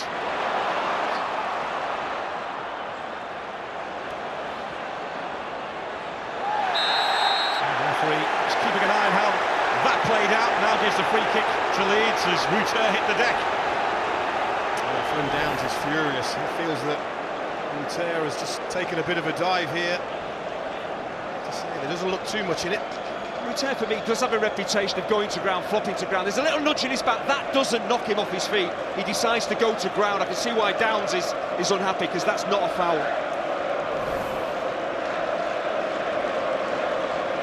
There's contact with consequence. There was contact from Downs, undoubtedly, but it didn't knock Ruter off his feet. But it gives Leeds another opportunity to try and hit back here. Somerville with it. Ampadu gets his head on it. Here comes McCarthy, who has been a commanding presence ever since he replaced Gavin Bazunu in the Southampton goal. It's brilliant work from the goalkeeper. Takes all the pressure off his defenders. It's a really poor ball in though, Don, isn't it? It's just kind of lofted in there. It's difficult to attack and get a goal-bound header in. It's just catching practice, really. They've got to be better. Somerville's got to be better. His delivery, whip it in, flat pacey, give your teammates something to attack. Armstrong, another clever run, but he will be flagged offside. Yeah, he just went a fraction too early this time. We are talking fractions, because he is such a clever mover. It's a tight one, isn't it? You can understand why the assistant feels that he's ahead of the ball instead of the defender. Yeah, Southampton clearly been under pressure in the second half, but with Armstrong in your team, with his movement, he won't get upset that he's not touching the ball too much. He'll be ready, he'll be right on the shoulder. You get that ball into him again, as we saw in the first half, he'll punish you and could win the game for Southampton.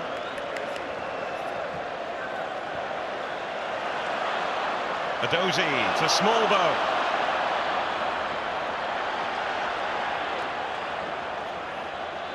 Adozi again, twisting away from trouble, but too much on that for Smallbow. Yeah, it's overhit, but you know what? It's a bit of relief. It gets them up the pitch and away from their own goal. And you haven't been able to say that for too much of this second half.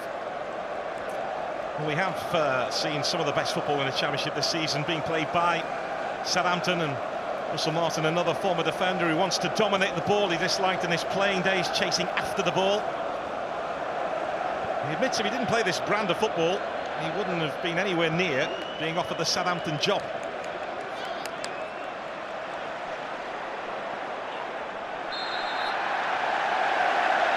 He's half an hour away, plus additional time, from leading them back to the Premier League and becoming a Premier League manager. Well, this is the first sign that they've just steadied the ship a little bit here.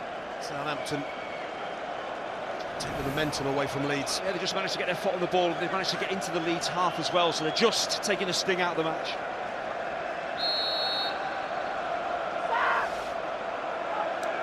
Well, Leeds had to react, didn't they? 1-0 down at half-time. They've certainly done that. They got the ball again into the most dangerous area on the pitch, the final third, but Alex McCarthy hasn't been massively tested. McCarthy, one of those whose contract is ending after this game. Likewise, Shea Adams, who was on the Southampton bench.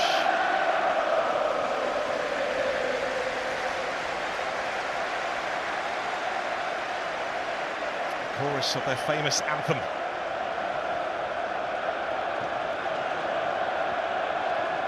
There'll still be plenty of nerves in that Southampton end. There's Smallbow. Bounces back to his feet, hits the deck again. And that time, gets the free kick. A lot of frustration in the Leeds United ranks here, which is just what Southampton will want. When he goes down there, I don't think he gets a foul for that. He then gets back up. He's deemed to be holding him, isn't he, Ethan Ampadu? But again, it's a little bit soft.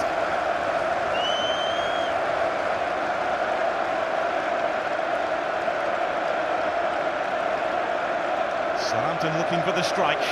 That would give them breathing space in this final. Smallbone's delivery. Ahmed Bellis beaten to the punch.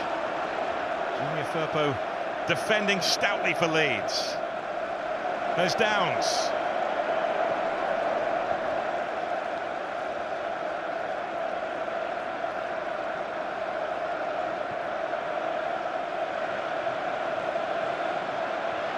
Normally this game is worth £170 million to the winner, but because these two only came down last season, it won't be as much. But still, not too bad. Around about 125 million. You could live on that. I think you'd rather have it than not, wouldn't you? I think so. Another Southampton corner. Yeah, it is. But you know what? Fair play to the Leeds United fans. They are recognising that their team needs them here more than they've ever needed them before. Trying to rally the troops.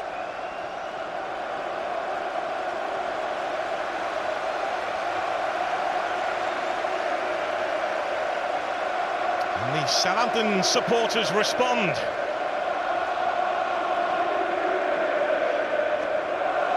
On the west end of Wembley. Smallbone with the corner, and it's dropped right on top of Illan Meslier, who's looking for the quick release. There goes Ruter. Plenty and wise ahead of it. Trying to smuggle it through to Somerville. But there was no way through because Fraser was there. Yeah, I'm not really sure that that pass was on. It was very tight. There were better options, maybe. See the difference in approach though. Leeds get the ball back, they try and counter-attack. Southampton get it back and they just start their possession game again. They don't look to counter at all. So it's the end of the contest for Wilf Gnonto, who went down with that back injury in the first half. And on in his place comes Dan James. A straight swap on the right for Leeds. I suspect he'll be a lot more direct than Willie Gnonto and possibly give Ryan Fraser a few more problems. I think Ryan Fraser, Jack Stevens needs to have a little chat. They would have expected this maybe to happen. They've got to be prepared for it because he is blindingly quick, Dan James.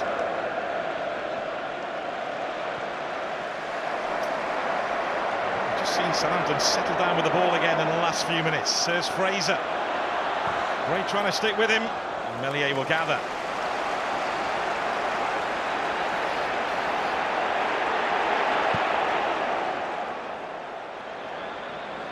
Stevens in control. Yeah, you see Jack Stevens' position there. As soon as Ryan Fraser was caught high up the pitch and Meslier was looking to deliver, he dropped into a left-back position up against Dan James. No way James can get in behind him.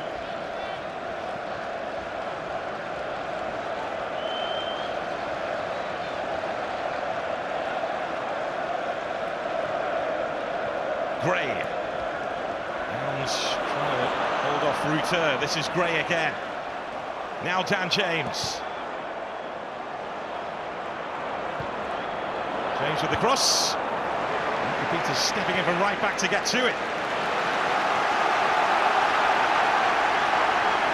You know what, they've got one of the poorest defensive records over the season, haven't they, Southampton, in terms of goals conceded for a team shooting for the top of the league. But my word, this afternoon they've really defended well. Well, it's a side of the game that Russell Martin knows he has to improve on going forward. They will make chances, Southampton. They might make one now. Adozie. Aribo's there with him. It's Adozie who couldn't find the finish. Yeah, look, 1v1. You know, if you get past your man, that you've got a one-on-one with the keeper. I don't think it's positive enough for me here, Sam Adozie, because he's such a quick, skillful player. But from there, just do it dynamically. Don't allow the defenders to get back. He tries to get inside and bend it into the far corner. In truth, I don't think he's anywhere near. Yeah, when he shifts that ball onto his right foot, you see Ampadu's gone to ground, so then just maybe can you manipulate the ball onto your left where the space is. If you're going to shoot with your right foot, even though Ampadu was there, you've got to hit the target from there. That is a great opportunity for 2-0. We're looking about how dangerous Southampton's forwards have been. Adam Armstrong and the others, but look at Joel Perez. Still, here we are, 67 minutes into the game. He hasn't had a touch in the opponent box. Can't be right. He's the furthest forward here now for Leeds is Joel Piroux. There's James.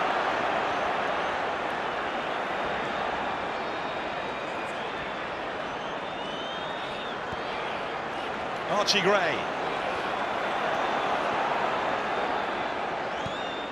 Gray. Joel Piroux against Southampton, come up with the answer. Here's Armstrong looking for a bit of movement. Adozie looks to provide that. Ethan Ampadu will pick up for Leeds. It's pretty obvious. Dan James coming on, he's providing more width down this right-hand side. Gnonto was playing really narrow infield. And now Dan James is just stretching that Southampton defence. Can they get him on the ball? Can he put a few crosses into the box? And can Piroux get in there? Well, he was the regular starter at the start of the season. Dan James, of course, Willie Nonso was looking to leave Ellen Road at that time. James was injured then, and then came the crossover with Nonso taking his place.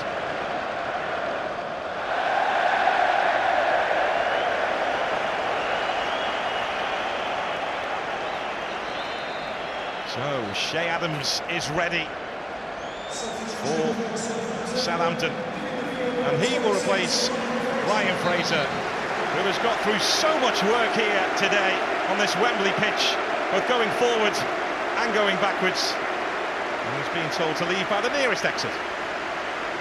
Yeah, Shea Adams will lead the line through the middle. He's just switching from right to left, and Adam Armstrong will play off the right. Well, Shea Adams, as it stands, is set to leave Southampton in the summer when his contract is up. He missed the semi-finals against West Bromwich Albion, having been injured at Ellen Road against Leeds on the final day. Now he is back. Adams straight into it. Walker Peters having to stretch. Southampton get the free kick. Oh, just gets caught.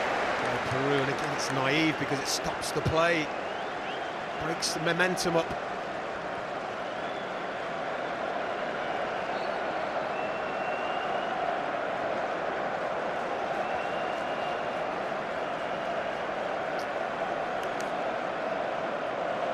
The playoffs have brought so much pain to Leeds United. This is the 6th time they've been involved in them. They've never been promoted via the playoffs. Wembley win was the 1992 Charity Shield, a 4-3 victory here against Liverpool when Eric Cantona scored a hat-trick. That was the last time they scored at Wembley. Eric Cantona's 4th goal, his 3rd that particular day.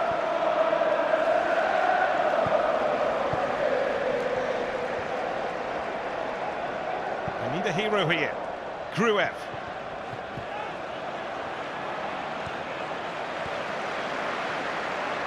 Adozi. Stevens.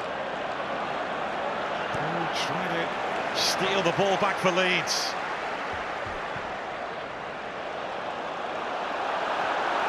It's been played in behind, and it's collected here by Joe Aribo, and Meslier will hold on.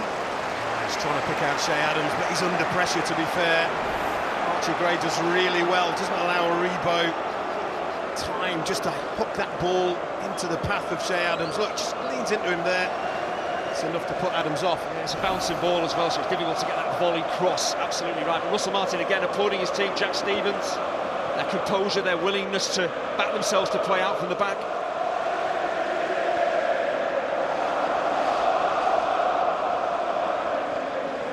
I mentioned before about Southampton's defensive problems this season. They've scored, conceded 63 in the Championship.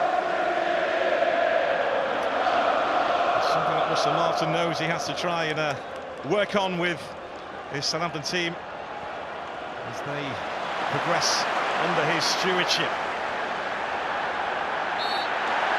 That Adam Armstrong goal in the first half means Southampton have scored 100 goals in all competitions this season. So at that end of the pitch, they're getting it right. Yeah, very much so. A couple of Leeds changes. Yeah, Jayden Anthony and Connor Roberts are the two who are about to come on. Glenn Kamara withdrawn, as well as Crescencio Somerville. It's a huge call, isn't it? Somerville isn't injured, but player of the season withdrawn, and I think that tells you everything about the afternoon he's had. I was going to say, it is the biggest of calls for Daniel Farke, but he hasn't been at his best. And again, similar to the David Brooks situation, if a player's not right, you've got to do what's right for the team, but this is a huge call taking off your star man. The Championship Player of the Year withdrawn in the Championship Playoff final. But an opportunity for Jayden Anthony. And an opportunity too for Connor Roberts. Roberts, who's slotted into right back, which has released Archie Gray into midfield. His more natural role.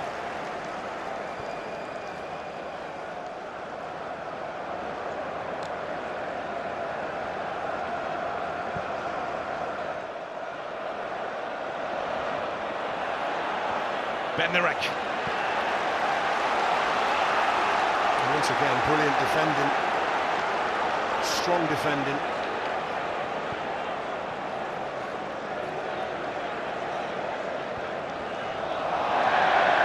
Sloppy again from Leeds.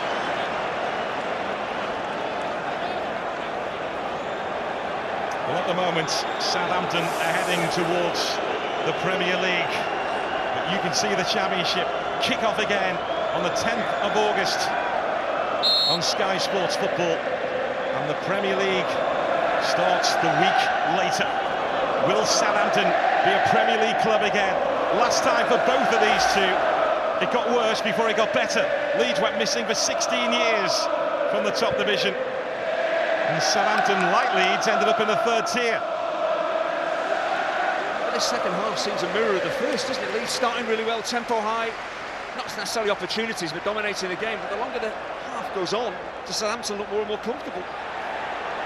I think they're winning that midfield battle, aren't they? And that's making life a lot easier for the defenders, who are defending well anyway.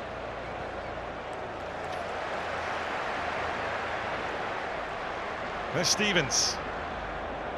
Adozi. Stevens again.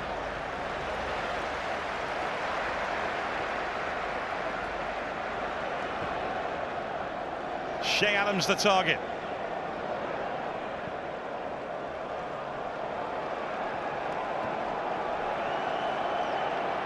It's 15 minutes for Leeds United here to try and save this. Well, you're right, 15 minutes, and you ask yourself, have Leeds United carved out a real clear goal-scoring opportunity? I can't remember one, I've got to be honest. That is most un-Leeds United-like. Yeah, lots of possession, lots of decent field position, but very little threat. James making the run in behind, he will get to it. He's forced the corner off Stevens, but there is the pace of Dan James. And do you know what, if they want to turn this around, they're going to have to use it more, because this is what he brings to the table. Nightmare, clever movement, he's got the pace. I mean, most players, that just rolls out and Stevens is in control, but he's won his team a corner. Look at the width he's providing as well. Nonto was playing right infield, James is playing right out on the, as far as he can, as wide as he can on the right-hand side. Gruev's delivery, moved on by Rutter, but McCarthy will get to it. In their record defending set pieces, and you can see why it is such a good record. Sam Adozi is down here for Southampton, the player who came on to replace the injured David Brooks. Looks like a bit of cramp. Yeah, you mentioned there, Don, Southampton's really decent record defending set pieces. It is good organisation, but it's defensive desire to get to the ball. Well, they've got 2 or 3 players, big players, who you'd probably rely on to do that, but as a team, they all want to get to the ball first. So yes, you can be a great, attractive, possession-based team, but when it comes to free kicks, you've got to put your body on the line.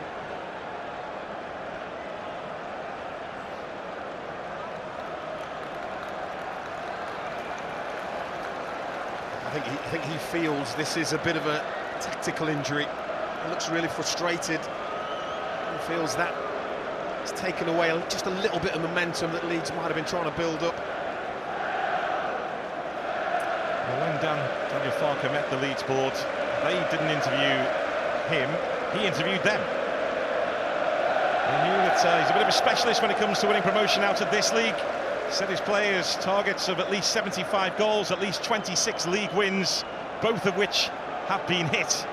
But what he didn't expect was for those around them to do what they've done. Parag Marate, the Leeds chair, watching on.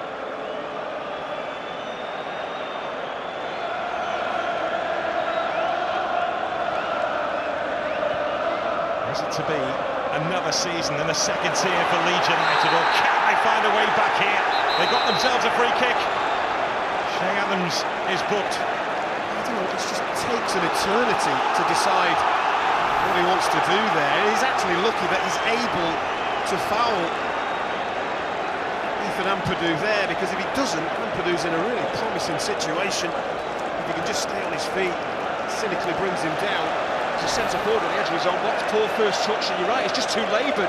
He's closed down, and then he has to foul Ampadu because they're in big trouble, Southampton.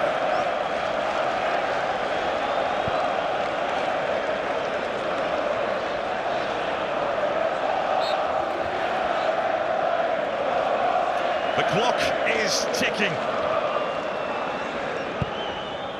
Fired in, it was a flat delivery in the end. It asked a question or two, and Southampton will have to defend the corner now. Absolutely love that delivery, and they haven't really had enough of that from corners and set pieces. Yeah, but Leeds don't really attack it. Again, it's a Southampton head. Defensive desire to get to the ball, but where are the white shirts? That's a great ball in. You've got to be 3 or 4 players trying to get on the end of it.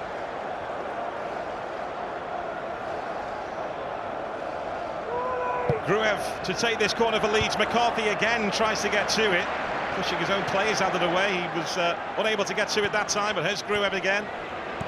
Now James. Gruev moves from him straight to Ariba. There's 10 minutes of the Championship playoff final left, and you, Gruev, you've got to get the ball into the box. All your defenders are still up from the corner. Well, both teams are giving absolutely everything here. Ruter thought he was fouled. Southampton get the free kick and a chance to relieve a little bit of pressure. Yeah, Gruev, you've got to play the percentages, put the ball into the box. The centre-halves are up, and if you're going to play that short pass into the box, it's got to hit its target, because if you don't get it right, all the pressure's relieved.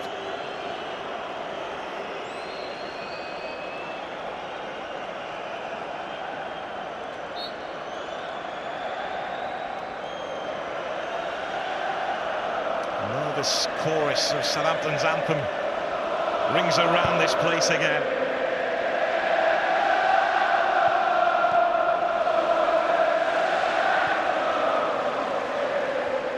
The referee will have to bring play to a halt here. Ampadu is down after being caught. Isn't it wonderful, though, to see Bednarek sprinting from the Southampton defensive line to check that Ampadu is okay.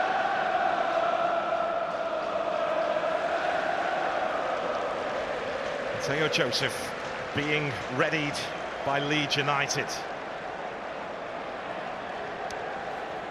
Ethan Ampadu's still down. The referee just inquiring as to whether Ethan Ampadu feels that he needs a bit of treatment from the medical staff, because of course if he does, he'll have to leave the field.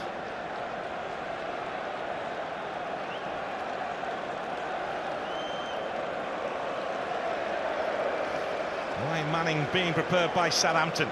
We're hearing for Leeds, it'll be Junior Firpo who will make way shortly for the arrival of Mateo Joseph, who has a couple of big goals in London on his CV in the FA Cup tie against Chelsea.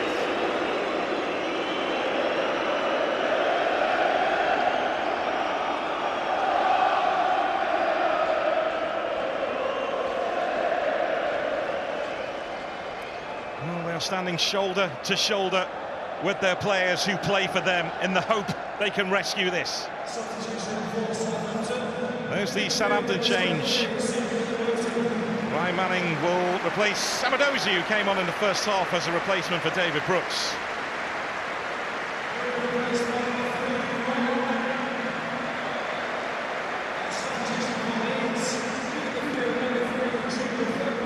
In confirmation of the Leeds change, Mateo Joseph comes on and has a word with Joel Piru, who has been leading the line. Junior Firpo withdrawn.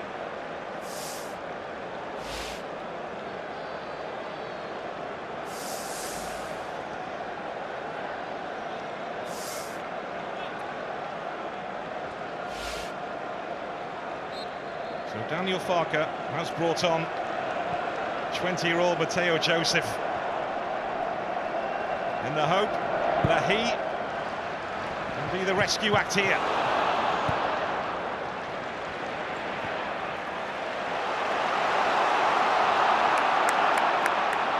As Leeds look for a late leveller. James. Two standing in his way. It's James again! Denied by the crossbar! Incredible! Brilliant approach play, but he couldn't quite find the finish. Well, at last, they've found something that could have really hurt Southampton. It's brilliant from Dan James, a lovely little 1-2. He is desperately unlucky. You're talking millimetres, aren't you, from an equaliser? Just really positive play, little give and go. McCarthy nowhere near it. You just wonder, is it going to be Leeds this afternoon when shots like that don't go in? The finest of margins in the biggest of games.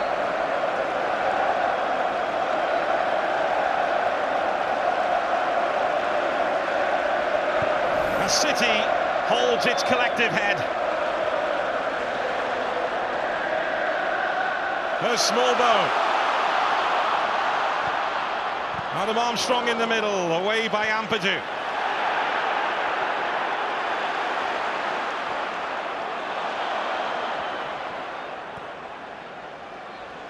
James again, he's caught. And Downs is yellow carded. He's been walking a tightrope at times. Yeah, he plays the game that way, doesn't he? He recognises it's very much worth taking a yellow card in that situation.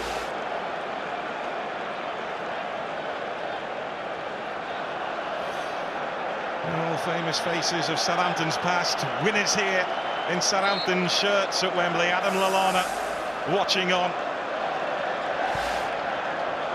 Out at the 2010 Football League Trophy winning team.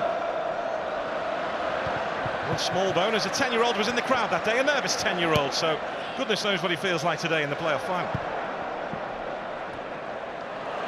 There's Joel Piroux. And now it's Ruter. Another chance comes, and it goes. Yeah, it's a poor decision because he had Dan James outside him. If you're going to shoot from there, you at least have to hit the target and work the goalkeeper. Yeah, the link play is better though. You got Mateo Joseph, he could be the focal point then.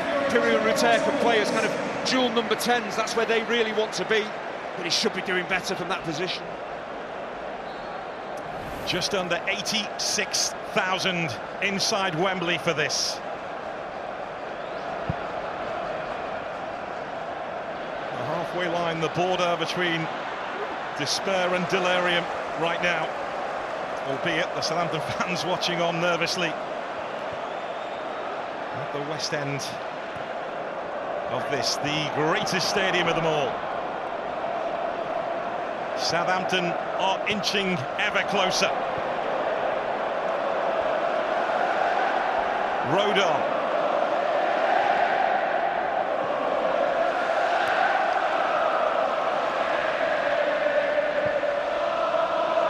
Joseph is in the middle.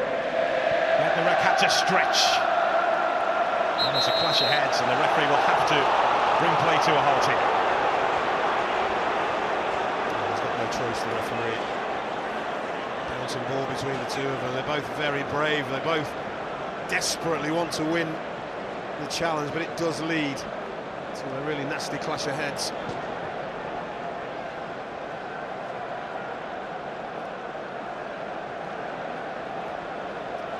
Well, he told his players this week and showed them the statistics that when they have a full week, a little bit longer this time, to prepare for a game, then they've not lost those games, apart from right at the start of the season when they were destroyed by Sunderland just after the transfer window shut and everything else that went on with Southampton at the time. When they've had a full week to prepare, they have taken care of business, and that's why he believes, without being arrogant, that if he gets to the Premier League, he hopes he can flourish as a Premier League manager where the schedule isn't as intense. But the games are a bit more difficult. Dragan Sholak watching on, the lead investor. Southampton have had owners who've invested over £200 million into the club. There is the financial pressure for both Southampton and for Leeds United, of course, and that is what pressure does. There's no doubt about it. For the team that doesn't get to the Premier League, some of the star players will be leaving this summer. It will be really sad for them as football clubs, but Leeds must.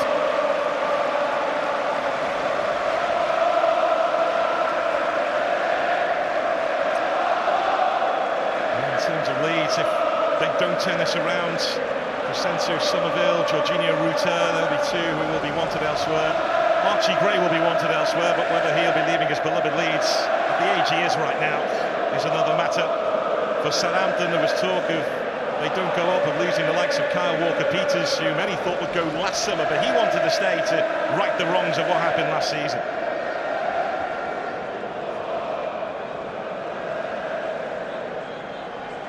Is this the moment that has won the playoffs? Oh, is this the man? He's been the man most of the season, hasn't he, with his finishing and his creation. But it's absolutely ruthless from Adam Armstrong.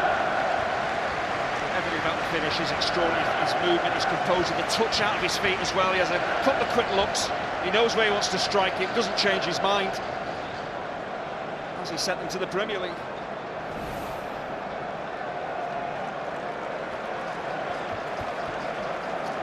Faces of Southampton's past watching on. In terms of Adam Armstrong, though, we saw that statistic that before this season 39% of his shots in the league had been from outside the box, where Malatisia used to do plenty of his work. This season it's gone down to 19%. They played him closer to the box, and also he's been ruthless and economic. All his championship goals have come from inside the penalty area. So I think it's a byproduct of the way that Southampton play. They pass and pass, they're patient, they get their attackers in the final third, they get Armstrong in the box, and he's done the rest.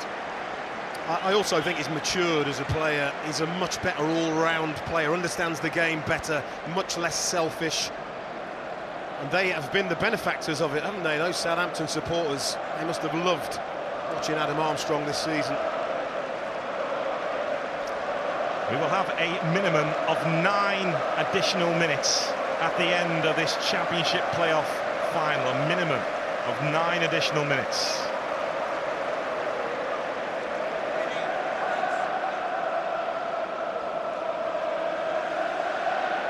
And James bandaged and looks like ready to restart in this game. It's always a worry when a ball breaks between two players, when they've both only got eyes for the ball. They can't really get out of each other's way, and that's why you pick up these injuries. But thankfully, it looks like they're both going to be able to carry on.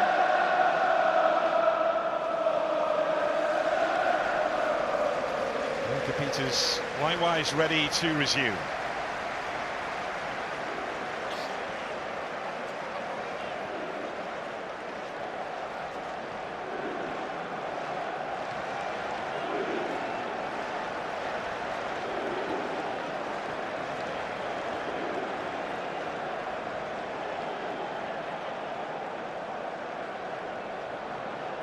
What do Leeds United have left?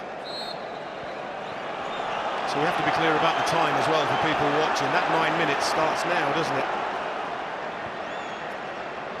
We are into it as Roberts picks up. Joseph. It's Joseph. He did well to get into that position. It was Adam Armstrong who dealt with it for Southampton.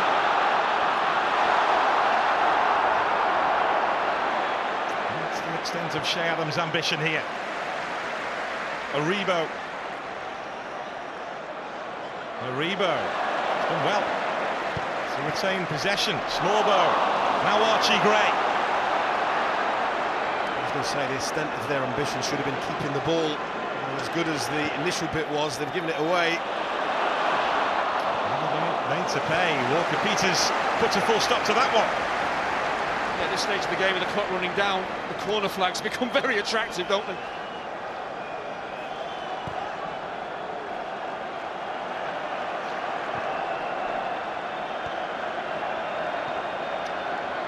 You've always found the corner flags very attractive in your career, Andy.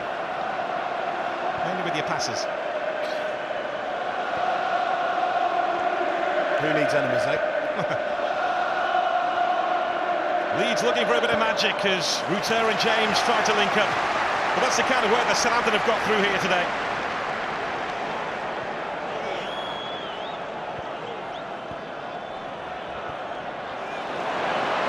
And it breaks down, and Adam Armstrong once more helping out defensively. I feel Leeds need to try and play with a bit more width. They're coming into central areas. It's really congested. That's where Southampton want them.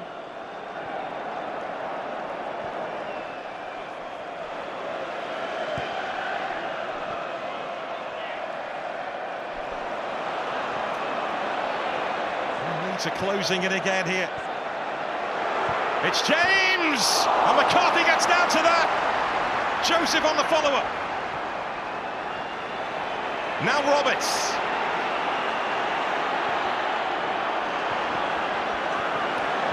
Connor Roberts sticks out a boot and it gets away from Mateo Joseph. Well, Alex McCarthy hasn't really been overly extended in terms of the saves he's had to make, but it just has to be, make sure he does the basics right there, get down and push that ball away. It's a decent enough stop. That's the key element of the save. Yes, he was always going to get there, but don't keep it alive in a central area, knock it wide.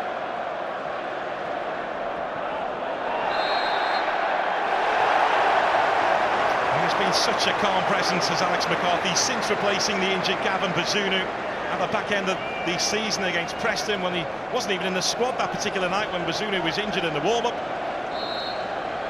Player that has known Russell Martin since they were together at Wycombe Wanderers. You really do have to compliment McCarthy's mentality. He's proved again what a good goalkeeper he is, but to be nowhere near being involved in a squad, let alone a starting 11, to step in and be as effective as he's been is testament again how he switched on and said, right, you give me an opportunity, I've got a job to do, I'm going to take it.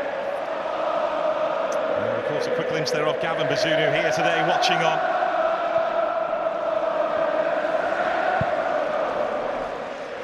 Four minutes plus to play. McCarthy coming for that, and McCarthy getting to it. Yeah, good communication from him there.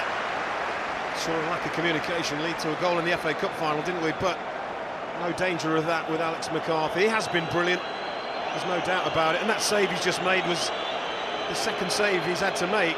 The previous one was in the 7th minute. And it was very, very comfortable.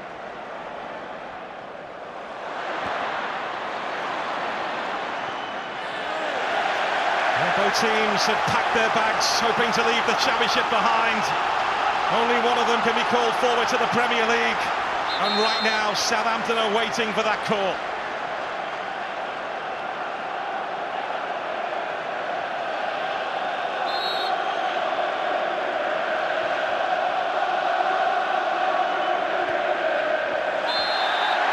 Shans goes down.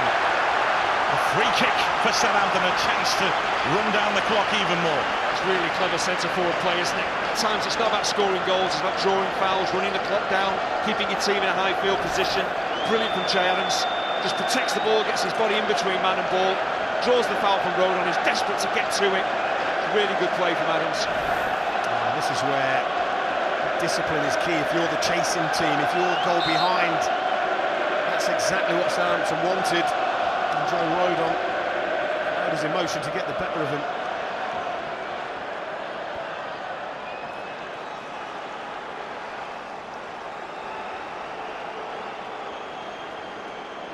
Well, Leeds United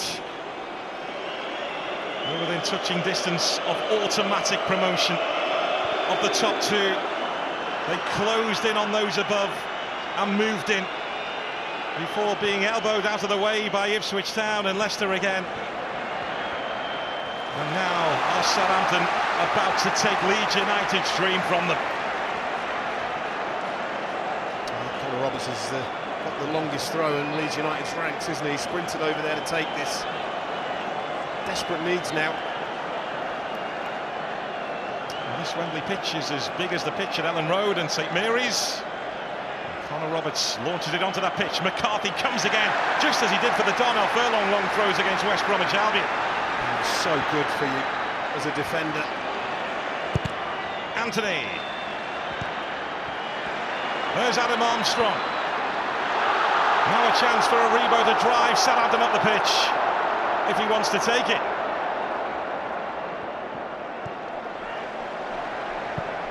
Stevens.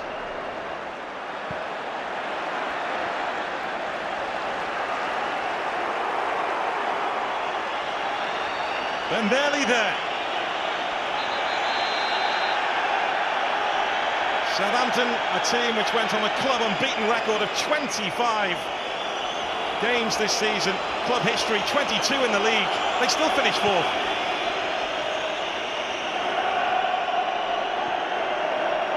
Leeds United, 90 points, finished third. It tells you about this league this season. Is this a moment here? Southampton are claiming handball, and the referee agrees. He just didn't have the confidence to take it first time, really. Once he has a touch, he's going to be under pressure. And we're talking about the final 2 minutes of the game. OK, it's awkward. It does bounce up awkwardly for him. It's a difficult ball to judge. He's slightly ahead of the ball as well, and it spins. You just need to get your chest on that, kill it, and get a shot in.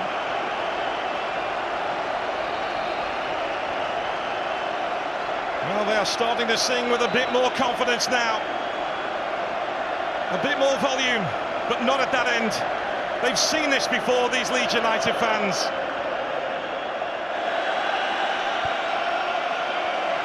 Piru.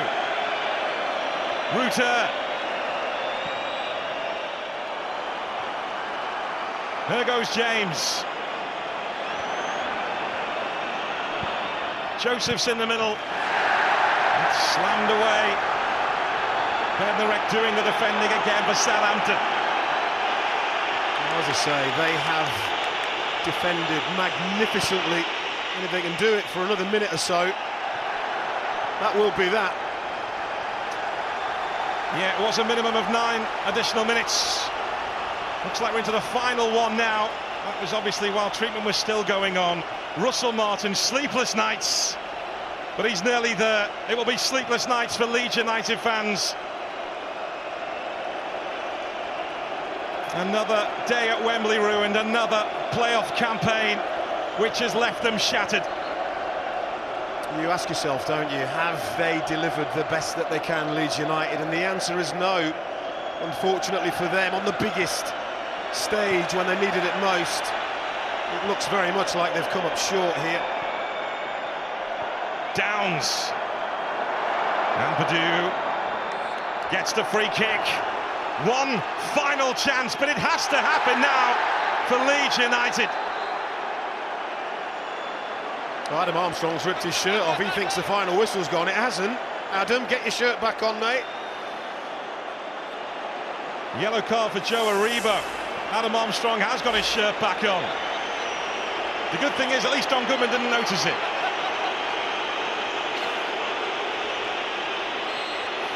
That would have been embarrassing. It's down to this in this championship season. Southampton are coming home! Back to the Premier League! They've survived the toughest league on the planet! Now for the richest league on the planet! Adam Armstrong headlining Wembley. Russell Martin will get his day as a Premier League manager. He's been criticised, he's been questioned. There is the answer from Russell Martin. His style divided, derided, but he's delivered. And Southampton are going back to the Premier League. Leeds United left shattered in the playoffs again. Well, you have to say, it is a heartbreaking way to lose, to not get promoted. It's as bad as it gets. The flip side is it's the best way to get promoted. I said just a moment or two ago, I don't think we've seen the best of Leeds United. I look at their 4 forwards and I think they did not really contribute. And I look at Adam Armstrong and I think there's your difference maker. Yeah, it wasn't a classic, it was a game of few chances. Adam Armstrong took his, Dan James's shot crashes back on the crossbar, but I think for most of the game, Southampton looked comfortable. Now, Russell Martin has talked about passing football, possession-based football, being the way to play football, but you have to win things. You can't just talk about that being the right way to play. You've got to win things, you've got to get promoted, and he and Southampton have done that. Well, let's get some reaction from the Wembley pitch. In fact, we'll go shortly to Jonathan Oakes. But in terms of here on the pitch, one half hearts broken, the other hearts full of joy. Yeah, as I say, I can only commiserate desperately with Leeds United, but it's Southampton's day, and you have to say, I thought they deserved it over the course of the entire game. Leeds just didn't offer enough. Right, let's get some reaction from the Wembley pitch. Let's join Jonathan Oakes.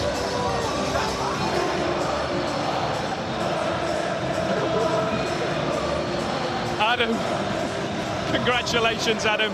You've done it, promoted, and you're the match winner. Just sum up your emotions after that. I don't know what to say. Look at this. It's what we've been working on all year. We knew how good the Championship's been this year. Oh, what a way to win, what a way to go.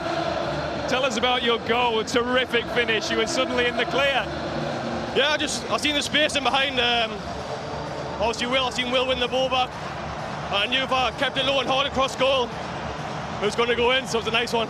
And after the long, hard season that it's been in the Championship, what does it mean to go straight back up to the Premier League at the first attempt? It means everything, you know. The gaffer and his staff came in pre-season, put the marker down on what they wanted, and look at this.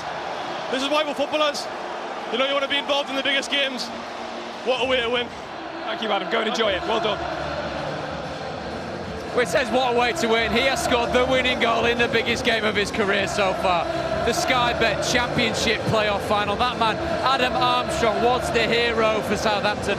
24 goals this season. Today, the 24th, the most important one that he has scored all season. And it means that, for you Saints fans, you are promoted back to the Premier League. Troy Deeney, Joby McAnuff and Neil Warnock are here. You can see the emotion in his face, Joby. He is the match winner. He is the hero today. Yeah, well, we always say that on these, the biggest of occasions, you need your big players to step up. And there's been no one bigger for Southampton this year than Adam Armstrong. He just looked so confident when that chance came up.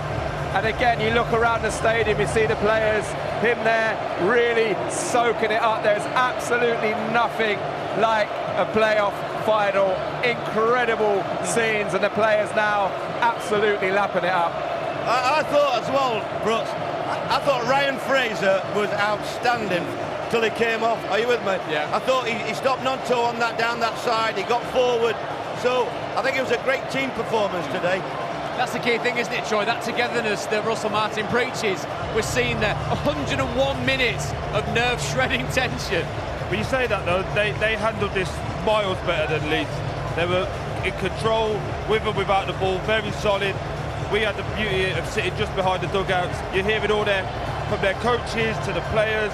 As soon as he scored, Che Adams turned around to us. Is he onside? It's not one of those where he's trying to check to see if it's a problem. He wants to get it done. I just saw Stevens here, the captain, the emotion on his face. And I've been there, it's lovely. But he's looking at his family, and that's what it's all about. Looking at your family going, we did it, because it's not just us as players, it's everyone in together. Fair play to Southampton, the best team won today. We saw the skipper's reaction. He was screaming, he was in tears, he's in ecstasy now. Jack Stevens with Jonathan Oates.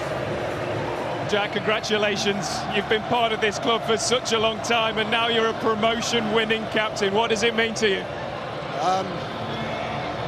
I'm just lost for words. Yeah, I'm sorry, I'm a little bit emotional at the moment. Just unbelievable. I'm so proud to be captain of this club. Just so proud of the boys today. They've been unbelievable. I think we probably didn't play our best game today, but we showed a different side. A few people have doubted us over the years, over this season, sorry. Can we defend? Can we really dig in? And I think we showed that today. I thought we were magnificent as a whole defensively. Of course you would have wanted to have gone up automatically, but feeling the way you do now, is this the best way to do it, winning a playoff final at Wembley? I mean, if you'd asked me 2 weeks ago, I'd have said no, but the feeling I've got now is the best feeling I've ever had in football. Honestly, I'm just so emotional. Well done, Jack. You've got a trophy to lift. Go and do it. Congratulations. Well, they say it is the best way to win it, Joby. This is ecstatic, isn't it? It's pure joy and jubilation from Southampton. But I mean, and he said as well, didn't he, Jack? We didn't play our best game. Really doesn't matter at all. Well, listen, that was the biggest question mark over Southampton this season. Can they stand up to that test defensively? We know what they're about with the ball, creating opportunities. I thought today they got it absolutely spot on. You can see Jack Stevens, the emotion, that's just everything coming pouring out, Prats, you know, the build-up to the game, how much goes into the planning and the preparation, and a brilliant story for him to have been in this team today and being the one who's going to go up there and lift this trophy.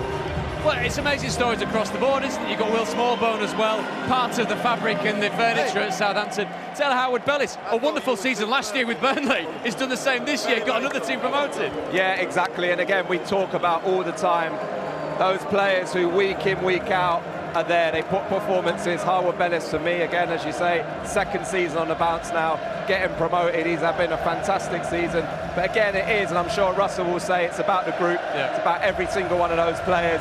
Poor David Brooks having to come off today, you know, having wretched luck. He gets them over the line.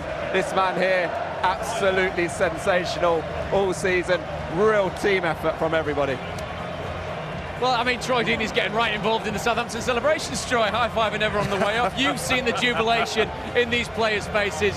This is what it is all about, isn't it? Absolutely. I've been fortunate enough to play in big games. I've been fortunate enough to know a lot of these lads from playing, and we all go to the same nightclubs and have a nice beer or two together. But do you know what it is? It's when you've been in there and you know what it's like, you know that emotion, and you're looking around, and I've always wanted to give people their credit when it's due. Southampton were excellent today.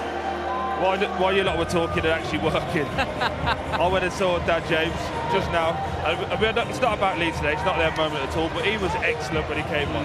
Brooks, can I just say though, the Leeds fans today and the Southampton fans, both sets of fans were amazing. 85,000 people in here today. What an advert for the Championship. Eh? The second tier in English football, 86,000. But just to answer your question, sorry to cut you.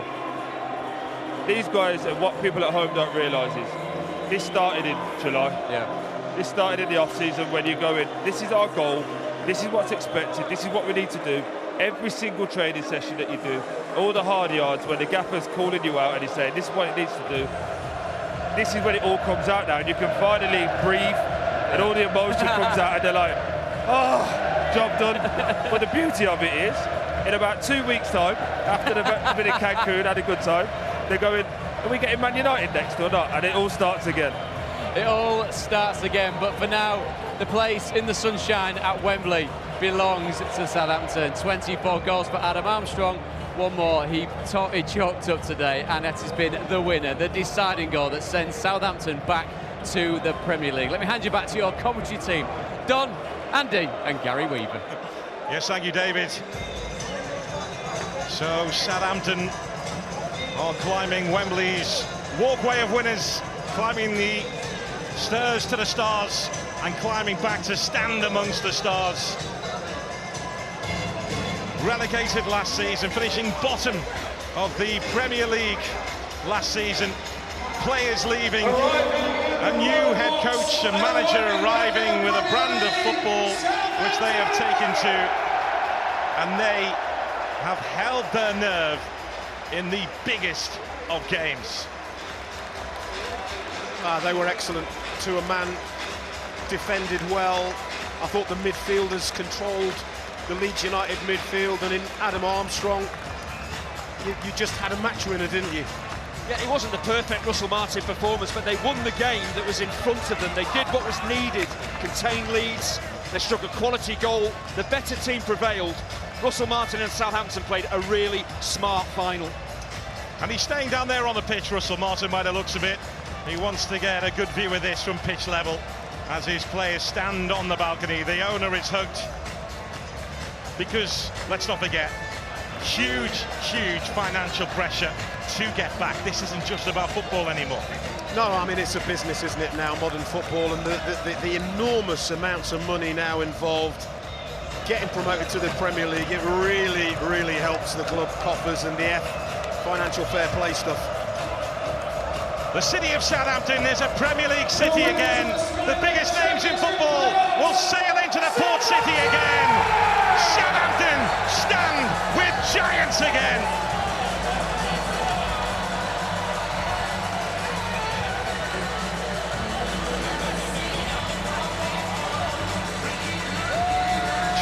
Ago, Southampton hit rock bottom, embarrassed, but the wounds have healed, and Southampton have come roaring back. But this is a different Southampton. The players that play for the city have taken the city back to the Premier League. And it's where they all want to be. Of course it is, you know, the best league in the world. We think the Championship's the best league in the world, by the way, don't we? But that's another debate. The drama always is in the Championship. It never, ever fails to let you down. And it's been an incredible Championship season this season. It absolutely has. The Russell Martin, you consider the club that he joined, just relegating, wasn't sure about who would be staying, what personnel he would have, but he had a defined style of play, and he has backed himself. And he has trusted that his players could eventually get the job done, and it's been a roller coaster of the season in many ways. They had a tough start trying to find their way. They gave away goals, but he's stuck with them. They stuck with him, and this is where it's led. I think he's come up with a perfect way of beating Leeds United. That is the third game in a row that they've had less of the ball than Leeds United. It's not the Southampton way. They want to dominate. They average 60-odd% possession normally. But Leeds had more of the ball today, but Southampton had the game plan. They played it to perfection, and they've got their just rewards. So the curtain falls on this Championship season for the ages. We'll never forget it. This was the end game, the game, Southampton's game. They're promoted. Certainly is Southampton's day. Jan Bednarek, Adam Armstrong just pointing out their nearest and dearest. It's of course a day that is shared with the loved ones, all the sacrifice, all the hard work that's put in, not by just these players, but by the families involved, the people that back them, that push them to be the best versions of themselves. And it truly has borne fruit right here today. That man, Adam Armstrong, a stellar goal-scoring season. The winning goal today, his 24th of the season.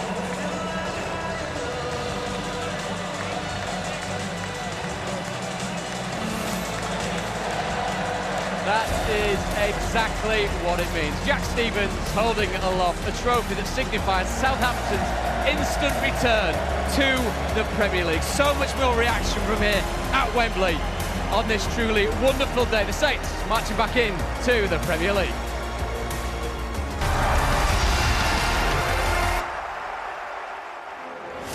That is the face of a man that just got his side promoted to the Premier League. Russell Martin and his squad will be back in the top tier of English football, and my word, every single one of these Saints fans is going to enjoy every single minute of this. Russell Martin there hoisting the trophy aloft, signifying that instant return to the Premier League, and the sweet taste of champagne is there for every single member of this Southampton squad. Jack Stevens, the skipper there, leading the charge and leading the celebration.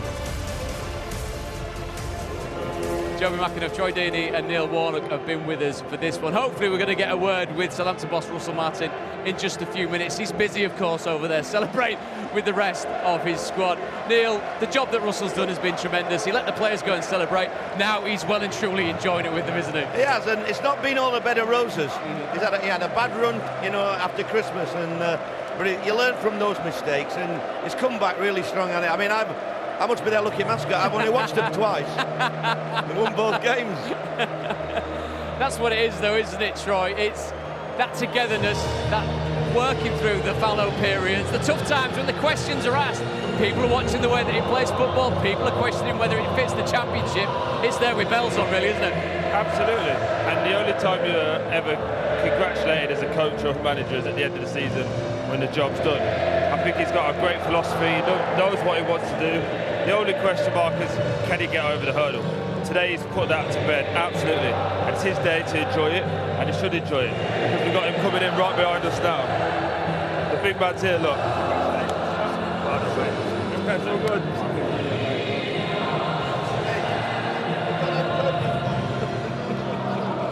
I mean, these two could just be whispering to each other all the way. Russell, come here. Sorry, Neil, come on. Congratulations, my friend.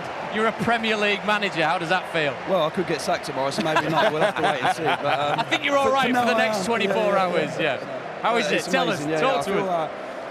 I feel really emotional about it. I feel overwhelmed by the love and support I've had over the last, 9-10 months, really, especially in the tougher times. And but the support of the board, everyone, for Jason and the board to give me the job in the first place. I feel we had to do this to justify their decision and to validate it. So I'm so pleased for them, because it was not an exciting appointment for them. It's not. It's I finished 10th at Swansea with a really clear way of doing things at MK and here.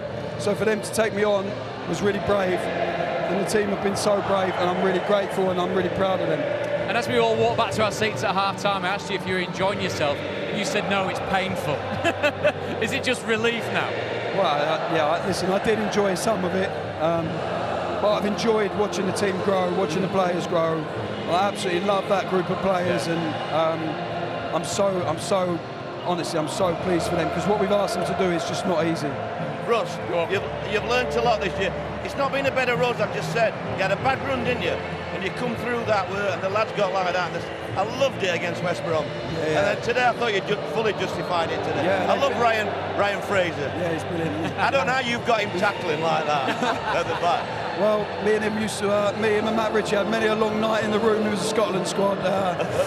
Usually end up fighting or wrestling on some level, and I know he's strong, I know he's aggressive, but he's been, honestly, when people question why we signed Wee Man, I knew him so well as a teammate, and he's had a really tough last couple of seasons, and honestly, he's been incredible for us, not just in performance, but training every day, the way he trains, the way he is, been amazing. Well, look, we're up, please, for you. Right, please. Russell, I'm not sure if you can hear me. It's absolutely deafening. Great.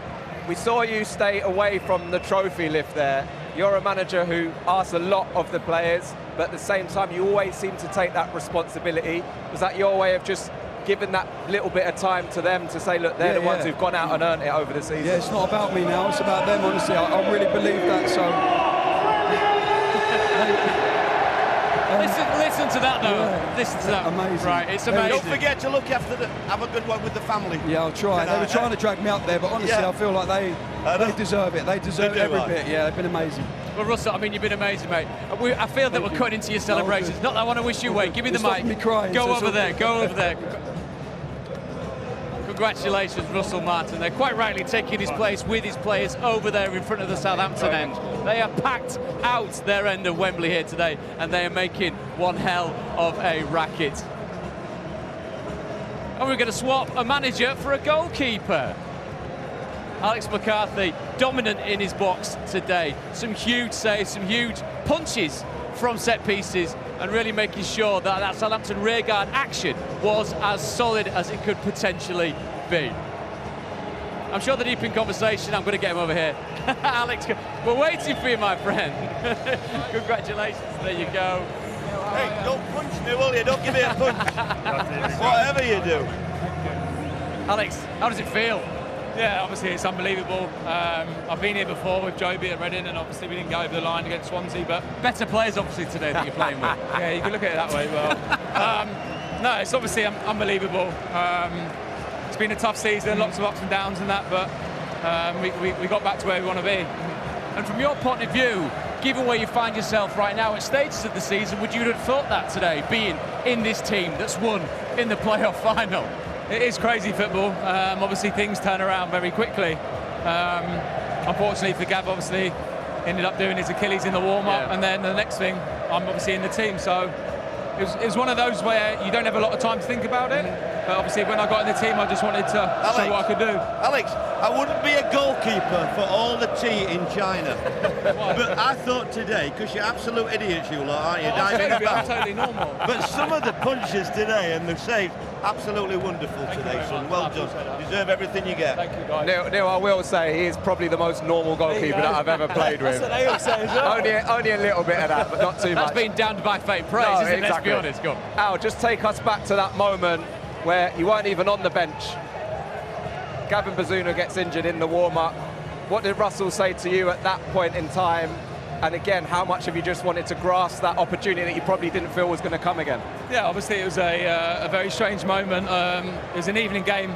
I was shopping in London in the morning with the missus, so I've gone from shopping in London in the morning with the missus to playing against Preston on a Tuesday night. Yeah, it was.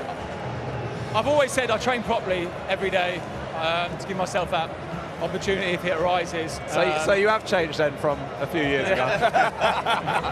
He's only jealous because he lost into him with it. Alex, just a quick one for me. As you get older, it feels better, doesn't it? Yeah. I explained it most. You appreciate it more, don't you? Absolutely. I'm trying to explain to the people at home because we're older. He's a lot older, as you know, Joe. But at this moment now, how does it feel for you knowing that you don't know how many more times these big guys going to happen? They don't come around often. Obviously, playing at Wembley is an unbelievable feeling anyway. But yeah, to come here today, we knew it was going to be a tough game, but we felt we had the upper hand, obviously, by beating Leeds twice this season. So we were confident. And yeah, to get over the line at the end, yeah, it's just unbelievable. Good group of lads as well, aren't they? They look a very good group of lads. Since Russ has come in at the start of the season, he's completely changed the place. We were so flat after last season. The change room was all over the place, but he's built something special. I'm sorry, Trey, it certainly is something special. Alex, you can go back and celebrate with your teammate. Thank you so much for your time. Congratulations, back in the Premier League, of course, Southampton. Let's get some more reaction. Player of the match, Adam Armstrong, with their live wire, Kyle Walker-Peters with Jonathan Oates. Hey. Well done, both of you. Adam, now you've lifted the trophy. Is it sunk in? No, not yet. I think, you know, what a season, what a way to go up. I think if you'd give us the playoffs at the start of the season, we probably would have took it. But obviously, what a season. I'm lost for words. You've seen the atmosphere today. The boys dug deep. That's what we needed all season, and yeah, what a win. Your 24th goal of the season, no question about it, the most important. What was it like seeing it nestle in the corner? Amazing. I said before, you know, the goals don't matter. This was the main game. Yeah. So if I could get a goal today and help the team win, that's the main thing. I don't know what to say. I'm lost for words. What a performance. Kyle, what was the game like to play in, and defensively, what was the key? Because you really kept Leeds at bay today, didn't you? Yeah, man, we're playing against a really top team. You know, we know how much quality their front four have, and you know, for me, I'm up against Somerville, and I know I have to be on top of my game. So that was the focus all week, to stop their front four, and then we knew we had the quality to win the game. And this man has one chance, and he puts it away. So yeah, great. How big a motivation was it to get back to the Premier League at the first attempt, to make yourselves Premier League players again so quickly? You know, we were disappointed to be relegated in the first place. You know, we believe this group is a group of Premier League players, and you have to prove that. And I think this season we have. You know, we've had a few downs, but we've always bounced back. And today, I think we really deserve this. Adam, how much has this season given you in your belief that you can score goals in the Premier League? Yeah, I mean, Kyle said it there. It was obviously devastating to get relegated. You know, it's the worst thing in football. We banged on all week how nice it would be to get promoted. What a feeling, like you touched on there, yeah. I'm not thinking about next season yet. I'm going to have a few beers tonight, more than a few, and get have a good night. Fair enough. Go and enjoy the celebrations. Well done. Kyle, if you do the honours for us, please. Adam's the Sky Bet player of the match. Those two very happy indeed, as are our guests here, pitchside at Wembley. But we did see right at the end Adam Armstrong with his top off, ready to celebrate. However, that was just a few seconds before the actual final whistle itself. Troy, you're partial to a top take-off, but you do wait to the final whistle, though, don't you? It looks a lot better than me, though, doesn't it, boy? Now, do you know what? I think it's just... And then it came off properly. Do you know what it is? I think you start getting to that moment in the game, and they were controlling. I know Leeds were throwing long balls up, but they were comfortable. And you start to play it in your head like, it's actually happening, it's job done. And I think he could do what he wants after that at that time of the game. The way that he's played today, I thought it was unbelievable. He was brilliant. Him and Fraser. Very, very good. So I think he's welcome to take his shirts off. You made the point though as well, Neil. There was a recovery run in the dying minutes of the game where he went belting back. He went back behind the right back there and covered his man in the 99th minute. I thought that just epitomised the whole team, really. I agree with that, Neil, and it probably was a big contrast to the other side of it in terms of that work rate. Particularly, we talk about the big players stepping up. I didn't see enough from that Leeds front four to start with. Actually, they sort of got going a little bit when Dan James comes on. Do you not think they just liked a little bit of leadership in the middle? Yeah, possibly. I couldn't see that. But I just see that work rate, and I think when your best player is willing to put that shift in, the message that sends round to the rest of the team, whereas maybe the other four that we're expecting a bit more from didn't quite happen with the ball, perhaps maybe could have given a little bit more without it, and I thought that just sort of spread around the team a bit today. Right, chaps, Broly's up or Broly's down. We've got a couple of minutes to work on that over the course of this particular break. There's only one team here, though, singing in the rain and the champagne. It's Southampton, promoted back to the Premier League. More reaction coming your way in a minute.